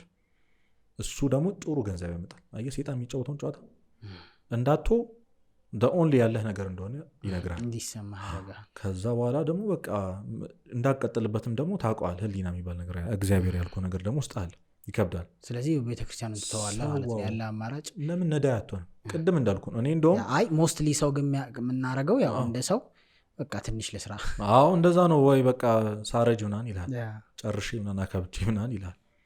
እንደውም በዛ የመጣ ገንዘብ እግዚአብሔር አይባርከውም። ማወቅ ያለብህ ነገር ለማኝ ብትሆን ይሻላል። እኔ ምንም መናገር ምችል ነዳይ ቁጭ ብሎ የሚለምን ሰው እግዚአብሔርን ከያዘ ሀብታም ነው። ኢዮብ እኮ ሁሉን አጥቷል። አስበው ከምን አይነት ከፍታ እንደወረደ በራሱ በእግዚአብሔር ቃል ባሪያን ኢዮብን አየው ብሎ ሰይጣን ኮርቶበት እኮ። ከዛ አይ እባክህ እሱ ስለሰጠው ገንዘብ ስለሰጠው ቤት ልጅ ስላለው ነው እንጂ እንደዚህ አይመልክም። እግዚአብሔር በጣም ያምንበት ስለነበረ እስኪ አለው በነፍሱ ላይ አንዳች ነገር አታርግ፣ ሁሉን አሳጣው፣ ክፍል ስልጣኑ ሰጠው ለሰይጣን። ታውቀዋለህ ታሪኩ ምን እንደሆነ። ከዛ ባለጸግነት 10 ልጁን አጥቶ ሚስቱ ከድተው ጓደኞቹ ትተውት ያ ሁሉ ሺህ ግመልና ከብት ምናምን አጥቶ ተወሱ፣ ጤናውን አጥቶ ሙሉ ሰውነቱን በቁስል ተመቶ እግዚአብሔር ሰጠ፣ እግዚአብሔር ነሳ አለ። ይኸውልህ አትቸገር ወይ ደግሞ በችግርህ በምናምን አትዘን ምናምን አይደለም። 12 ጊዜ በመጽሐፈ ኢዮብ ላይ 12 ጊዜ መሞትን ተመኝቷል ኢዮብ። እኛ የምናወራው እግዚአብሔር ሰጠ እግዚአብሔር ነሳ የሚለውን ነው እንጂ መታገሱ ነው እኮ በቃ ጉዳዩ። አለማማረር፣ እግዚአብሔርን አለማማረር ነው ፖይንቱ። አባታችን ላይ እየጸለይክ አቤቱ ወደ ፈተና አታግባን ይላል። ስለዚህ ምን ማለት ነው? አቤቱ ወደ ፈተና አታግባን አንፈተን ማለት አይደለም። ቅዱስ ቄርሎስ ጉድጓድ አይኑር ብሎ መጸለይና ጉድጓድ ውስጥ አታግባኝ ብሎ መጸለይ ይለያያል ይላል። ጉድጓዱ አለ ግን አትግባ ነው፣ አትፈተን ነው። ፈተናው አለ፣ ማጣቱ አለ። ግን መፈተን መውደቅ ማለት ምን ማለት ነው? እግዚአብሔርን ማማረር፣ ወደ ኃጢአት መሄድ ማለት ነው። ስለዚህ ስለ እግዚአብሔር ለመቻገር ራሱ ትልቅ ነገር እኮ። እኔ አንዳንድ ጊዜ ሰው በጣም የሆነ ነገር ሲያጣ ምን በድዬ ነው ይላል። ማለት ያን ያህል ምን በድዬ ነው ይላል። መበደሉን እንደ ሰውነት እንደው ዝም ብለህ እንደኖርኩ ኑሮ ራሱ አሁን እየኖርኩ ያለው ህይወት እኮ ዲዘርቭ አታደርገውም አንተ። አሁን ወይ ደግሞ እያማረርከው ያለውን ህይወት ዝም ብለህ ታስበው ከዚህ በላይ ነበር ዲዘርቭ የምታደርገው አንተ። ጉዳት እንዴ በጣም ይገባል። እንደኔ ኃጢአት ቢሆን ይገባኝ ነበር መስቀል የሚል መዝሙር አለ። እንደኔ ኃጢአት በደል እንደዛ ማለት ነው። ከዚህ በላይ ይገባህ ነበር። ዝም ብለህ እግዚአብሔር ያለውን መሐርነት የእግዚአብሔርን ንጹህነት እና አንተ እግዚአብሔር እንዳደረግከው ከዛ ዝም ብለህ ሰው እግዚአብሔር አንተ ላይ ማድረግ እንደሚችለው አቅሙ ማለት ነው የሆነበት ትንሽ ነው። ምንም አልሆንክም። እውነት ለመነጋገር ምንም አልሆንክም። ቅዱስ ዳዊት እንግዲህ ቅዱስ ነው እና ንጉስ ነው። አሽከሮቹ ምናምን እያሉ ከወንዝ ባሻገር ሳሚ የሚባል ሰው ይሰድበዋል። በጣም መጥፎ ቃላት ይነግረውና ዳዊት ዝም አለ እና አንዱ አሽከር አንገቱን ቀልቼ ላምጣልህ አለው። ተው አለው። እግዚአብሔር ስለ ኃጢአቴ ብሎ እንዲሳደብ ልኮት እንደሆነ በምን አውቃለሁ አለ። ስለ ኃጢአት ብለህ እየተቀበልኩ ይሁን አይሁን በቃ ምንም ታውቀው ነገር የለም። እግዚአብሔር በዛ ሊጎበኝ ይሁን ምንም አታውቅም እንትን ያለውን ነገር እና በቃ በዚህ ልክ ነው በራሳችን ማሰብ ያለብን ነው። ምን አለ መሰለ እዩ፣ አሁን እንግዲህ ይሄን ስናወራ እኔም ብዙ ደካማ አለ አይደለም መንፈሳዊ ህይወት ላይ ጠንካራ። አሁን እዚህ ብዙ ጊዜ እኔም እንግዲህ ምናልባት ልክ ላልሆን እችላለሁ፣ አስተሳሰቤ ነው። ግን ነገሮችን ማይበት አንዳንዴ ያው ሁሉን ተተከተለኝ የሚለው ነዳይ መሆን ይሻላል እግዚአብሔርን ከምታጣ የሚሉ ቃላቶች በጣም ፓወርፉል እና ኢምፖርታንት ናቸው። ግን ለብዙ ሰው የሚዋጡ አይደሉም። መንፈሳዊ ጥንካሬ የሌለው ሰው አሚን ታሸሸዋለህ እንጂ እኔ የምረዳው ነው የምነግርህ። አሁን ፒውርሊ የኔ አመለካከት ነው። እና በፕሮሰስ አትሊስት በመመላለስ ውስጥ አትሊስት እንደዛም ይሆንክ ሞክር፣ አትሊስት እስከ 3 ሰዓትም ጹም፣ አትሊስት በቃ ይሄ በጥረት ውስጥ ደግሞ እግዚአብሔር እንደሚያይም ያለውን ነገር ሼር እንዴት ነው ምናምን። ምክንያቱም አሁንም እንደ ጥያቄ የሚይዝልህ በቃ ይሄ ብዙ ዓለማዊ ህይወት ውስጥ ያለ ብዙ ኃጢአት የምንሰራ ሰዎች ብዙ ደካማ ጎን ያለን እንዴት እያለን እንምጣ ወደ በፕሮሰስ ማለት በአንዴ ከባድ ስለሚሆን አሁን ይህንን ብዙ ሰው ወክዬ ነው የማወራው። በጣም ትክክል ማንሳትም አለብኝ። የሆነ ቪዲዮ አለኝ እዛው ላይ እኛን እንደኛ ነው የሚያየው ማለት አንተ እንዳንተ ነው የሚያየው እኔ እንደኔ ነው። ልክ ቤተሰቦቻችን ድሮ የገሌ ልጅ አታየው ምናምን ተብለህ ተቆርቁመህ ያውቃል። ከዛ አንተ የሚሰማ ስሜት አለ። በእርግጥ ያው ቤተሰቦቻችን ለራሳቸው ብለው ነው ያደረጉት ለራሳችን ብለው ነው ያደረጉት። ግን እነሱ በእነሱ ማወዳደር ውስጥ በጣም ፔን ነበሩ አይደል? በቃ ጓደኛህን ጎረቤትን የገሌ ልጅ እኮ እንደዚህ ሆኖ ልጄ ግን ምናምን ብሎ የሚማረው የሆነ ክል ቤተሰብ አለ። ሁሉንም አይደለም እያወሩ ያሉት እና እግዚአብሔር እንደሱ አይነት አባት አይደለም ነው። አንተ አቅምህን ያውቃል ማለት ምን ያክል መሄድ እንደምትችል ምን ያክል መጾም እንደምትችል እኮ ያውቃል። ግን ቢያንስ ጥረትህን ማለት ቶም መጣሩ መፈለግህን ያዩ የሆነ ጊዜ ይሄን በኦሮንግሊ ማየት የለብንም። ሰው ሰበብ እየፈለገ እግዚአብሔር የልቤን ያውቃል እያለ የሚሰንፍ በጣም ብሶ ፈራጅነቱን ይረሳል። እሱን ኢንቴንሽን አይደለም። የሆነ ጊዜ በቃ የኛ ህዝብ እኔ በጣም እንትን ያለኝ የሆነ ጊዜ ሄኖ ካይል የሰበከው ስብከት ላይ ተቆርጣ የወጣች በጣም ቫይራል ይወጣቸዋል። በቃ አላርም ቀጥረ በቃ እንትን ማለትህን እግዚአብሔር ሊነሳ አስበው ነበር እኮ ብሎ ይቆጥርልሃል ምናምን። አሁን ይቺ የሰውን ልብ ታስደስተዋለች። ገብቷል? ሰነፍ ነው የሚያደርገው እውነቱን ለመናገር። ይሄን እያወራን ያለ ነው ተስፋ ቆርጦ ቁጭ ብሎ እግዚአብሔር አይማረኝም ላለ ሰው ነው። ቅድም እንዳይቀያየርብህ ነው በቃ። እና ሰበብ እየፈለክ እግዚአብሔር የልቤን ያውቃል እየቻልክ እንደ ሰው ልጅ አቅሙ እኮ እስከምን እንደሆነ አየን እኮ። አሁን አቡነ ተክለ ሃይማኖትን አቡነ ገብረ መንፈስ ቅዱስ በቃ በሰው እግዚአብሔር እኮ ቅዱሳንን ያሳየን። እንደዚህ መሆን ይቻላል። ገብቷል? እንደዚህ መሆን ትችላለህ። እንግዲህ እንደ ቅዱስ ጳውሎስ እንግዲህ እኔ ለዛውም ደግሞ ቀይሮ እኔ በጣም የሚገርመኝ ከውልደታቸው ቅዱሳን የሆኑ ገና በማፀን ያሉ ቅዱስ የሆኑ ሰዎች አሉ። እንደነ ቅዱስ ጳውሎስን አስበው ለቤተክርስቲያናችን ያደረገው ነገር 14 መልእክታትን ጽፏል። ዓለምን ዞሮ ነው ክርስቲያን ያደረገው። ይሄ ሰውዬ የክርስቲያኖች ጠላት ነበር። እየዞረ በሰይፍ የሚገድል ሰው ነበር። እሱን ቀይሬ ያለው እንኳን አንተን ነው ገብቷል? በቃ እና ግን ትፈልጋለህ ኢቭን መጽሐፍ ቅዱስ ላይ ያሉት ምሳሌዎች በዚህ ምድር ላይ ኃጢአት ብትሰራ ብቻ እንዳልሆንክ እንዲሰማህ ኢቭን አይደለም እነዛም እንደተማሩ ማየት በቃ መጽሐፍ ቅዱስ ላይ ያሉ ሰዎች እንዳለ ብቻህን አይደለም። ጻድቁን ብቻ ቢነግርህ ኦልሬዲ ተስፋ ምን ተስፋ አለን? ገድላት ድርሳናት ምናምን የሚጻፉት ለምንድን ነው? የቅዱሳን ገድላት ቢጻፉት እኮ የነበረባቸውን ድክመት እኮ የነበሩበትን ነገር እንድታይ ነው። እንዴት ተጋድሎ ነው። በቃ ገድል ማለት መጋደል ነው። መጋደል ሚስ ቃሉን ዝም ብለህ ካስተዋልከው ከሆነ ነገር በቃ እስከ መጋደል ድረስ ቅዱሳን ልክ ጳውሎስ እንዳለው ኃጢአትን በደም እስከ መፍሰስ ድረስ አልታገላችሁትም ነው የሚለው። አይ ከኃጢአት ጋር በደም በቃ እስክትገዳደል ትደርሳለህ። ቅዱሳን ሰይጣን የሆነ ሳለ አባንጦስን ቅጥቅጥ አድርጓቸዋል። በዱላ የሆነ ሳለ አቅቶት በዓለማዊ በምንም አቅል እንደ ሰው ተገልጦ ጠብቆ በዱላ ማለት ቅጥቅጥ አድርጎ ደም በደም አድርጎ ለቋቸዋል። ሄዳል እስከዛ አየህ፣ የሰው ልጅ አቅሙ እስከዛ ነው። አንተ ምን አለ ፊት ለፊት በቃ የእውነት እኔ በጣም የሰው ልጅ የምር መጠየቅ ያለበት ሁለት ጥያቄ፣ የምር ሞክሬያለሁ፣ የምር አቅቶኛል። ዝም ብለህ ከጠየቀው ዝም ብለህ ኤክስኪውዝ እየፈለክ ነው ያለው። አይ እኔ በቃ ጨጓራዬ ምናምን ይላል። የእውነት የሆነ ጊዜ ደም እስኪያሰፋ ድረስ ጨጓራ ደም እስኪያስተፋ ድረስ ለመጾም ታግላለህ። ከዛ ያቅተህ አቅምህን ግን ትግልህን ፍላጎትህን ግን ለእግዚአብሔር እስኪሄድ ድረስ እንደሆነ አሳየው። አይ ደክሞኛል ምናምን ብለህ ትተኛለህ። እስኪ ተነስተህ አዙሮ ተኛ። በቃ ደክሞ ምናምን ወድቀህ እግዚአብሔር አይቶልህ ማለት ነው። እና በራስህ የምትፈጥራቸው ኤክስኪውዞች አሉ። አሁን ቅድሙን እቺ የሚያባብለውን ነገር በደንብ ማውራት ያልፈለኩት በጣም ብዙ ኤክስኪውዝ ከስንፍና የሚመጣ አለ። ትልቁ ስንፍና አለ ነው አንዱ። አብዛኛው ሰው በጣም የሚሰማው ሰው አብዛኛው ሰው እንደዛ ነው። ግን ተስፋ ቆርጦ ቤቱ ቁጭ ያለ ሰው ምንም አያደርግልኝም ያለ ሰው እግዚአብሔር ቆጣሪ ነው። በቃ ለተስፋ እንጠቀመዋለን፣ ግን ለስንፍና እንዳትጠቀሙት ነው።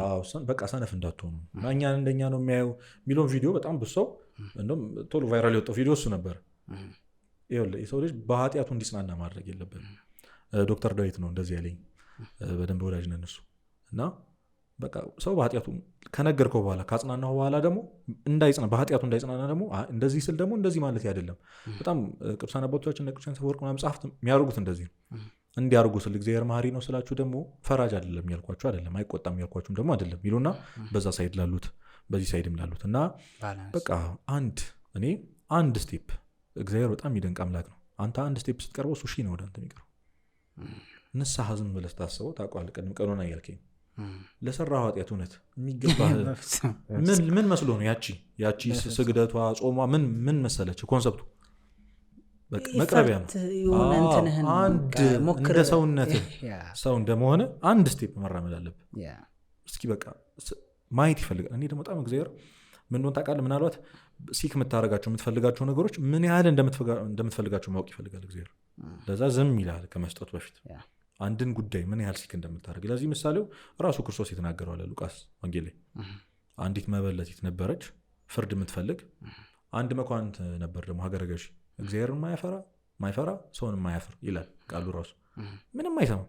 ሁሌ በሩ ላይ የቆመች ትለምነዋለች፣ ተነዘንዟለች፣ ያልፋታል። በጣም ብዙ ጊዜ የሆነ ጊዜ ግን ስለ ንዝናዜዋ ብሎ ያጨካኝ ሰውዬ ስላዘነላት አይደለም እንዳትጨቀጭቀው ብሎ ፈረደላት ይላል። እንግዲህ ይሄ እግዚአብሔርን ማይፈራ ሰውንም ማያፍር ስለ ንዝናዜዋ ብሎ ከፈረደላት የምወዳቸው አባታችሁን ይስ ይላል።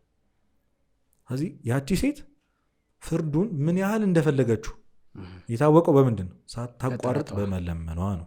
ስለዚህ አንተ ከዚህ ሱስ መውጣት ትፈልጋለህ፣ ምን ያህል ለምንዋል እግዚአብሔር ንዝንዝ ማድረግ አለብህ። በራስህ ብቻ ሱሱን ለመተው ከመሞከር እሱ በጣም ሌላ ትልቅ ኮንሰፕት ነው።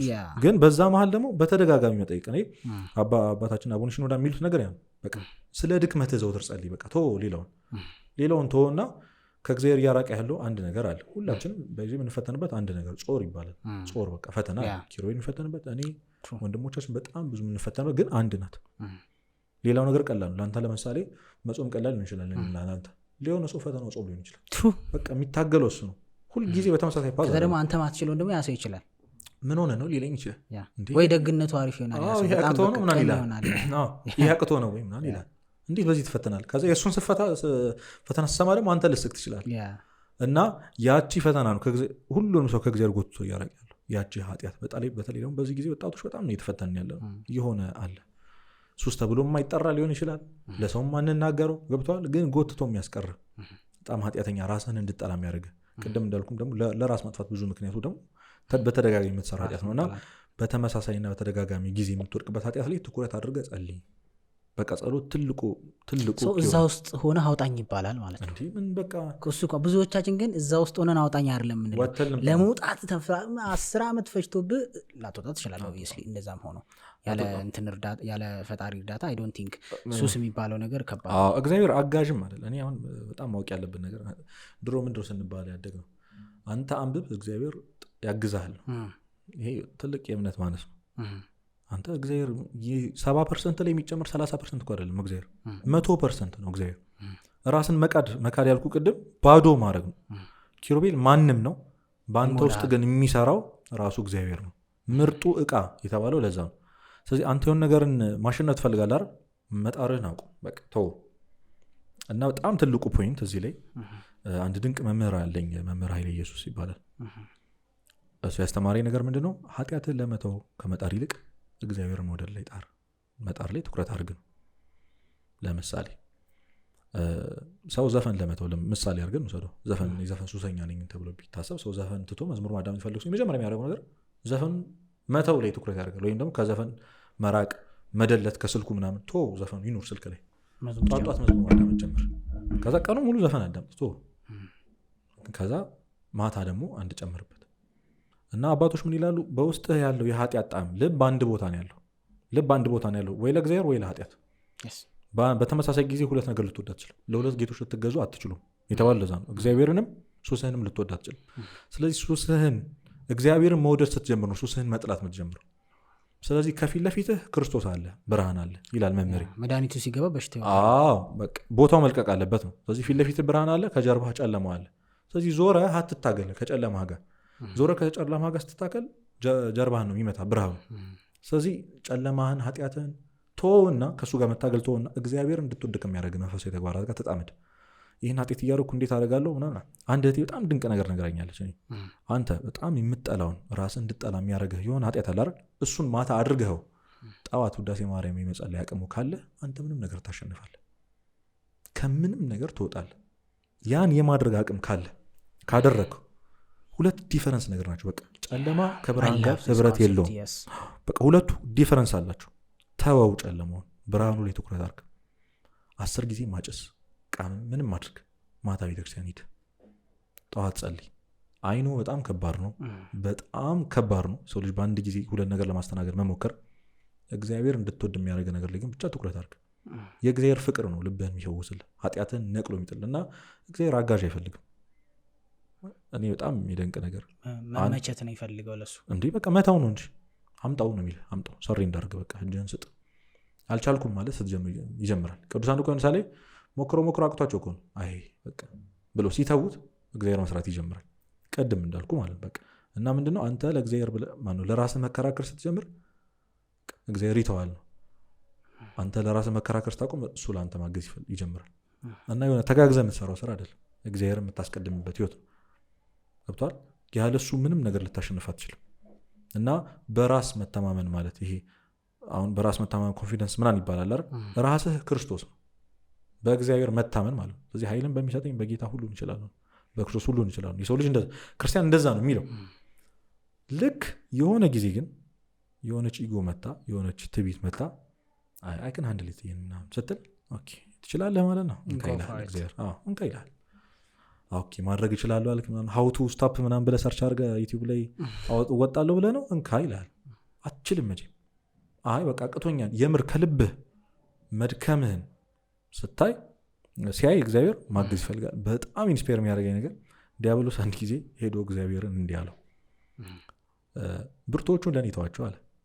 ማለት በጣም ብርቱ የሆኑትን ሰዎች ያለ አንተ ምናምን ያለ እግዚአብሔር በቃ ብርቱ ነው የሚሉትን ለእኔ ተዋቸው፣ ችግር የለም። ደካሞቹን ግን እፈራቸዋለሁ አለ። ለምን? ደካሞቹ አንተ ጋር እየሮጡ መጥቶ የሚሸሸጉት አንተ ነውና አልችላቸውም። ደካሞቹን አይደንቅም? እግዚአብሔር ከኛ ጋር ነው ማለት ነው። አየህ ደካማ መሆንን ስታስብ ባዶ እንደሆንክ ስታስብ ምናምን እግዚአብሔር አለው ልጅ ይላል። ግን በራስ እንደምትወጣው 1% ነው የምልህ ኪራ፣ 1% በራስ እንደምትወጣው ያስብቀን እግዚአብሔር ዞር ነው የሚለው። ምንም ጥረት አይፈልግም ከአንተ። ጥረት ሚንስ አንተ የምታደርገው ነገር አይኖርም ምናምን ማለት አይደለም። ገብቷል? በቃ ግን በቃ መፈለግህን ማሳየት፣ ለእግዚአብሔር መስጠት፣ በሱ መታመን ያስፈልጋል።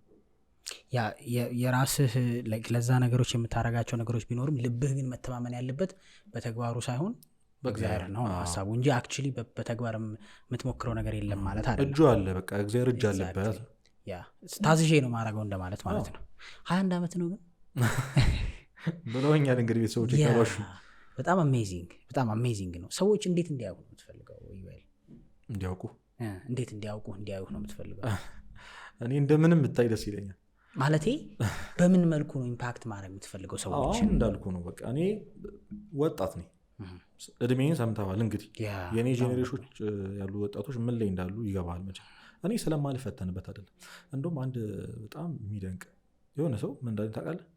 ይሄ ከማንበብ የሚመጣ ነገር አይደለም። ሰው ካልኖረው በቀር ወይም ኤክስፒሪየንስ ካላረው በቀር ይሄን ነገር አያወራውም ማለች። እውነቷን ኃጢአቱንም ሱሱንም ሶሻል ሚዲያ አዲክትድ መሆኑንም ምናምን አውቀዋለሁ። በደንብ ነው የማውቀው። ገብቼ አሁን ማወራው መንፈሳዊ አድርጌው ምናምን አይደለም። ምን ነገር ገብቷል? በጣም ትልቅ ፕሪንሲፕል እዚህ አገልግሎት ላይ ቅድም እንዳልኩ ዶክተር ዴቭ ነው በደንብ ወደ አገልግሎት ያመጣኝ።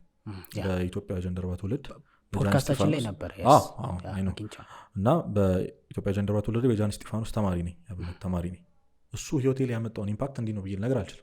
አሁን አዲስ አበባ ውስጥ እንደውም ለብዙ ሰው ምለው አዲስ አበባ ውስጥ የምኖርበት ብቸኛው ምክንያት አሁን እሱ ነው። ሌላ ብዙም ትኩረት ማድረግበት ነገር የለኝም። እና ያን ጊዜ ከአገልግሎት መርቅበት ጊዜ ነበረ። ምክንያቱም በቂ እንዳልሆንክ ይሰማሃል። ኃጢአተኛ ነህ አንተ። ኦብቪየስ ነው። ማንም ነኝ ስለ የምር ማንም ነኝ። አልመጥንም ብለህ ታስባለህ ካሉት ሰዎች ጋር። በትክክል ኦብቪየስ ነው። በቃ ደግሞ አትመጥንም እኮ። ግን እሱን ሳወራው በጣም የእሱን ፕሪንሲፕል ነገረኝና ድንቅ ነው።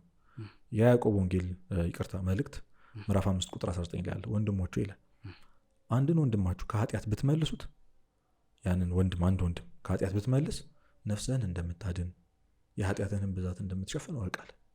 ስለዚህ አሁን እያወራሁ ያለሁት ለራሴ ብዬ ነው፣ ለማንም ብዬ አይደለም። ምክንያቱም የሆነ ሰው ከኃጢአት መመለሱ የእኔን እዚህ ጋር ነፍሴን ያድንልኛል፣ የኃጢአቴን ብዛት ይሸፍንኛል፣ ለእኔ የሆነ የንስሐ ዕድሜ ይጨምርልኛል። ጨው ለመሆን ስትጥር እግዚአብሔር ለአንተ ይጣፍጥልሃል። ብርሃን ለመሆን ስትጥር ለአንተ ያበራልሃል እግዚአብሔር። ቅድም እንዳልኩ ነው፣ እውነት ነው መነገር ሶርሱን ይሰጣል።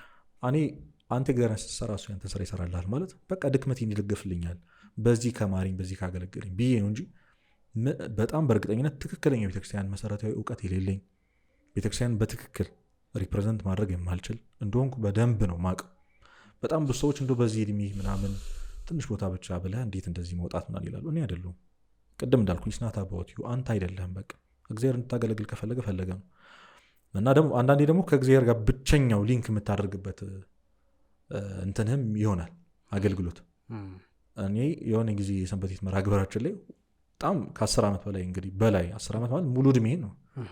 ከዚህ እድሜ ላይ ስቀንሰው 10 ምናምን ዓመት ኮንሽስ ከሆንኩበት እድሜ በኋላ እንዳለ ሰንበት ቤት እና የፕሮግራም ላይ ተሰብስበን ሰንበት ተማሪ ባትሆኑ ምን ትሆኑ ነበር የሚለው በስመ አብ ምን አይነት ሰው እንደምሆን ሳስበው እና ቤተክርስቲያን የሰበሰበን ባንሆን እንደናንተ ውጪ ብንሆን ምን አይነት ወንበዴ እንደምንሆን ስለሚያውቅን ሊያተርፈን ሌላ ነገር የተሻለን ስለሆን ምናምን አይደለም። ሐኪም ቤት ያለ ነው ስለታመምን ነው። በጣም ሐኪም ቤት የሚቆይ ሰው ደግሞ በጣም ትልቅ በሽታ ያለበት ሰው ለዛ ነው በቃ ምንም ነገር የለውም። እና እንደው በጣም ሀምብል የሚያደርግ ንግግር የተናገረው እንደ ወጣት ነው በቃ እንደ ወጣት በእድሜ እንዳሉ ጓደኞች እንደምን ሁሉ የምንፈተንበትን ነገር አብረን እንለፈው። መድኃኒቱን እናውቀዋለን ነው አብረን እንጓዝ ነው። እንደውም ሰሞኑን በቴሌግራም ቻናል ላይ መጽሐፍ ማንበብ ጀምሬያለሁ። እጅግ ድንቅ መጽሐፍ አለ። ነፍስ የወደደችውን አያችሁት ነው የአባታችን የአቡነ ሽኖዳ ሳልሳይ የመጨረሻ መጽሐፋቸው ነው። አንዳንዴ ስለሱ መጽሐፍ ሳስብ ባይጽፉልን ምን ይወጣን ነበር ምናምን የሚያስብል መጽሐፍ ሪኮመንድ አደርጋለሁ። ከገበያ ወጥቷል፣ ግን በደንብ ፈልገውት ምናምን ቢያነቡትና ማክሰኞ፣ ሐሙስ፣ ቅዳሜ ማንበብ ጀምሬያለሁ እዛው እያብራራ ምናምንና የሰሞኑን ቻፕተራችን ሳበኝ ካንተም በኋላ እንሮጣለን ነበር። ስለዚህ ሳበኝ ጌታ ሆይ ሳበኝ፣ አንተ ሳበኝ እኔም እሮጣለሁ አይደለም የሚለው እንሮጣለን ነው የሚለው። ገብቷል? ጌታ ሲስብህ እጅህን ዘርግተህ ባልንጀሮችን ይዘን የምትሮጥ። ስለዚህ ከነሱ መሻል ምናምን አይደለም ይዞ መሮጥ። መንገዱን እኮ አየሁት ኑ አብረን እንሮጥ። አገልግሎቱ ይሄ ነው። እና የትኛው የምታያቸው ትላልቅ መምህራን ትናንሽም ወጣቶች የምትላቸውን ብትጠይቃቸው አንድ ቀን ብቁ እንደሆኑ ተሰምቷቸው ያደረጉት ነገር የለም። እምቢ ብትል እንደ ዮናስ ባሳ ነባሪ ሆድ አመጡ ይተፋል። እግዚአብሔር እንደዚህ ነው። በቃ ከፈለገ ፈለገ ነው። እና እንደዛ ነው። ብዙ ኤክስፔክቴሽኖች አሉ። ብዙ የቤተክርስቲያን እውቀት እንዳለኝ አንዳንድ ሰው እንደውም ዲያቆን እንደሆንኩ ያስባል። አይደለሁም፣ ገና ትምህርት ላይ ነው ያለሁት። እና ሀምብል ለመሆን ምናምን አይደለም። ይሄ የእውነት አምላክ ክርስቶስ ምስክሬ ነው። የምር ሀምብል ሰሞን ምንም ነው፣ ገና ምንም ላይ ነን። አንዳንዴ እርሊ ነው ሳስበው። አሁን በጣም የወጣበት መንገድ ሶሻል ሚዲያ ላይ የወጣበት መንገድ ምናምን በጣም አንዳንዴ አስደንጋጭ ነው። ለምሳሌ እንደውም መቋቋማችሁ ልኝ ያቆምኩበት ሰዓት ነበር ሊሆን ያክል ብዙ ወራት 4 ወር ለ5 ወር ሶሻል ሚዲያ ሙሉ ለሙሉ አካውንቴን ዲአክቲቭ አድርጌ የጠፋሁበት ጊዜ ነበር። ተጽዕኖ በጣም ከባድ። ምክንያቱም ቅድም እንዳልኩ አሁን ከዛች ያኔ ካልኩ ፖስት በኋላ የተላኩልኝን ቴክስቶች የተላኩልኝ ፎቶዎች ምናምን ኪራ ባሳይ በሽተኛ ነው የምትሆን። ስለዚህ ምንድን ነው ይሄ ነገር ብዬ ለማጣራት ራሴ ለማዳመጥ ራሱ ርቅ ያውቃሉ። እና በጣም ገና ነኝ። ግን ቅዱስ ዮሐንስ አፈወርቅ የተቀበልከውን ስጥ ይላል። ትንሽ ከሆነ ስጠው እሱ ይላል። ስለዚህ እና ቅድም ደግሞ ነፍሴን ለማዳን የኃጢአቴን ብዛት ለመሸፈን ብዬ ነው የማደርገው። ያለኝን ሼር እያረኩ ነው። ይሄ ባይዘዌ በመንፈሳዊም የትኛውን መንገድ ብትሄድ ሰዎች አክቹሊ አንተ ከምትችለው በላይ ኤክስፔክት ያደርጉሃል። ምክንያቱም የሚያዩት ያችን ሀሳብ ስለሆነ በዛ ፒክቸር ውስጥ የማየት ነገር አለ። ይረሱታል አንዳንዴ ደካማ መሆንህን ኦር ደግሞ ስህተትህን አጉልቶ ለማውጣትም ይሞክራሉ። እሱ የፓርት ኦፍ ሶሻል ሚዲያ ላይ የመውጣት ሳይድ ኢፌክት ነው ኦብቪየስሊ። ግን አፍተር ኦል ልንል የምንችለው ሰውነ ትደክማለህ፣ ስተት ትሰራለህ፣ ግን ዋናው መመለሱ ነው። ዋናው አትሊስት እዛው በቤቱ መቆየት ነው። ሁሌ የምገልጻት ኤግዛምፕል አለች ከአንድ ሰው የሰማዋት። አንድ ልጅ ቤተክርስቲያን ይሄዳል፣ ግን ሁሌ ይተኛል። ስብከት ሲጀምር ሁሌ እንቅልፍ ይወስዷል። ከዛ እኔ በጣም ንቀት ሆነብኝ አባ እኔ እዚህ የመጣው እንቅልፍ ይወሰደኝ ነው ሲላቸው፣ ስትነቃ እዚህ ራስህን ብታገኘው ይሻልሃል። አትሊስት የነቃህ ቀን ደህና ቦታ ነህ፣ ከዛ መጀመር ትችላለህ። ሩቅ ቦታ ከሆንክ ግን መንገዱ ራሱ እድሜህን ሊፈጀው ይችላል። እንደዛ ብለዋል። እኔም እንደዛ ስለማምን ነው። በጣም በጣም እግዚአብሔር አክብርልኝ። እኔ አሁን አንተን 21 ዓመት ለማለት በጣም ነው የምቸገረው እውነት ለመናገር። ምክንያቱም የያዝኳቸውን ጥያቄዎች ሁላ ከበቂ በላይ ነው የመለስክልኝ። ላይክ ጥያቄ እስካይኖረኝ ድረስ አድርገህ እና አሜዚንግ። ዴፍነትሊ ፓርት 1 2 3 4 እንደሚኖር ምንም ጥያቄ የለው። ምክንያቱም ዲስከስ ማድረግ የምፈልገው ከሌሎቹም ይዣቸው ከመመጣቸው ሰዎች ጋር የምለው ነገር አንድ የምንተዋወቅበት ይኖራል። አንድ ደግሞ ስፔሲፊክ ብቻ ወደ ሌላ ርዕስ ሳንዘል ያንን ኤሪያ በደንብ አድምተ ነው በደንብ ዲስከስ የምናደርግበት ደግሞ ፖድካስት እንደሚኖረን እርግጠኛ ነኝ። ምክንያቱም አንተንም የሚያውቁህ ደግሞ ሁላችንም የሆነ ኤሪያ ላይ ስፔሻላይዝ እናደርጋለን። በጣም እኛም ካለፈው ህይወታችንም ፕራክቲካል ኤክስፒሪየንሳችንም ሊሆን ይችላል ጠንከር ብለን ምን ይዘዋል ብዙ ነገሮችን ብናወራም እዛ ኤሪያ ላይ ግን በደንብ የተፈተነን ያለፍንበት ኤሪያ ይኖራል። እንደሱ አይነት ኤሪያዎች ላይ ደግሞ በደንብ ኤክስፒሪየንሳችን ስለሚጠቅም በደንብ እናወራለን ብዬ አስባለሁ። እግዚአብሔር ያክብርልኝ።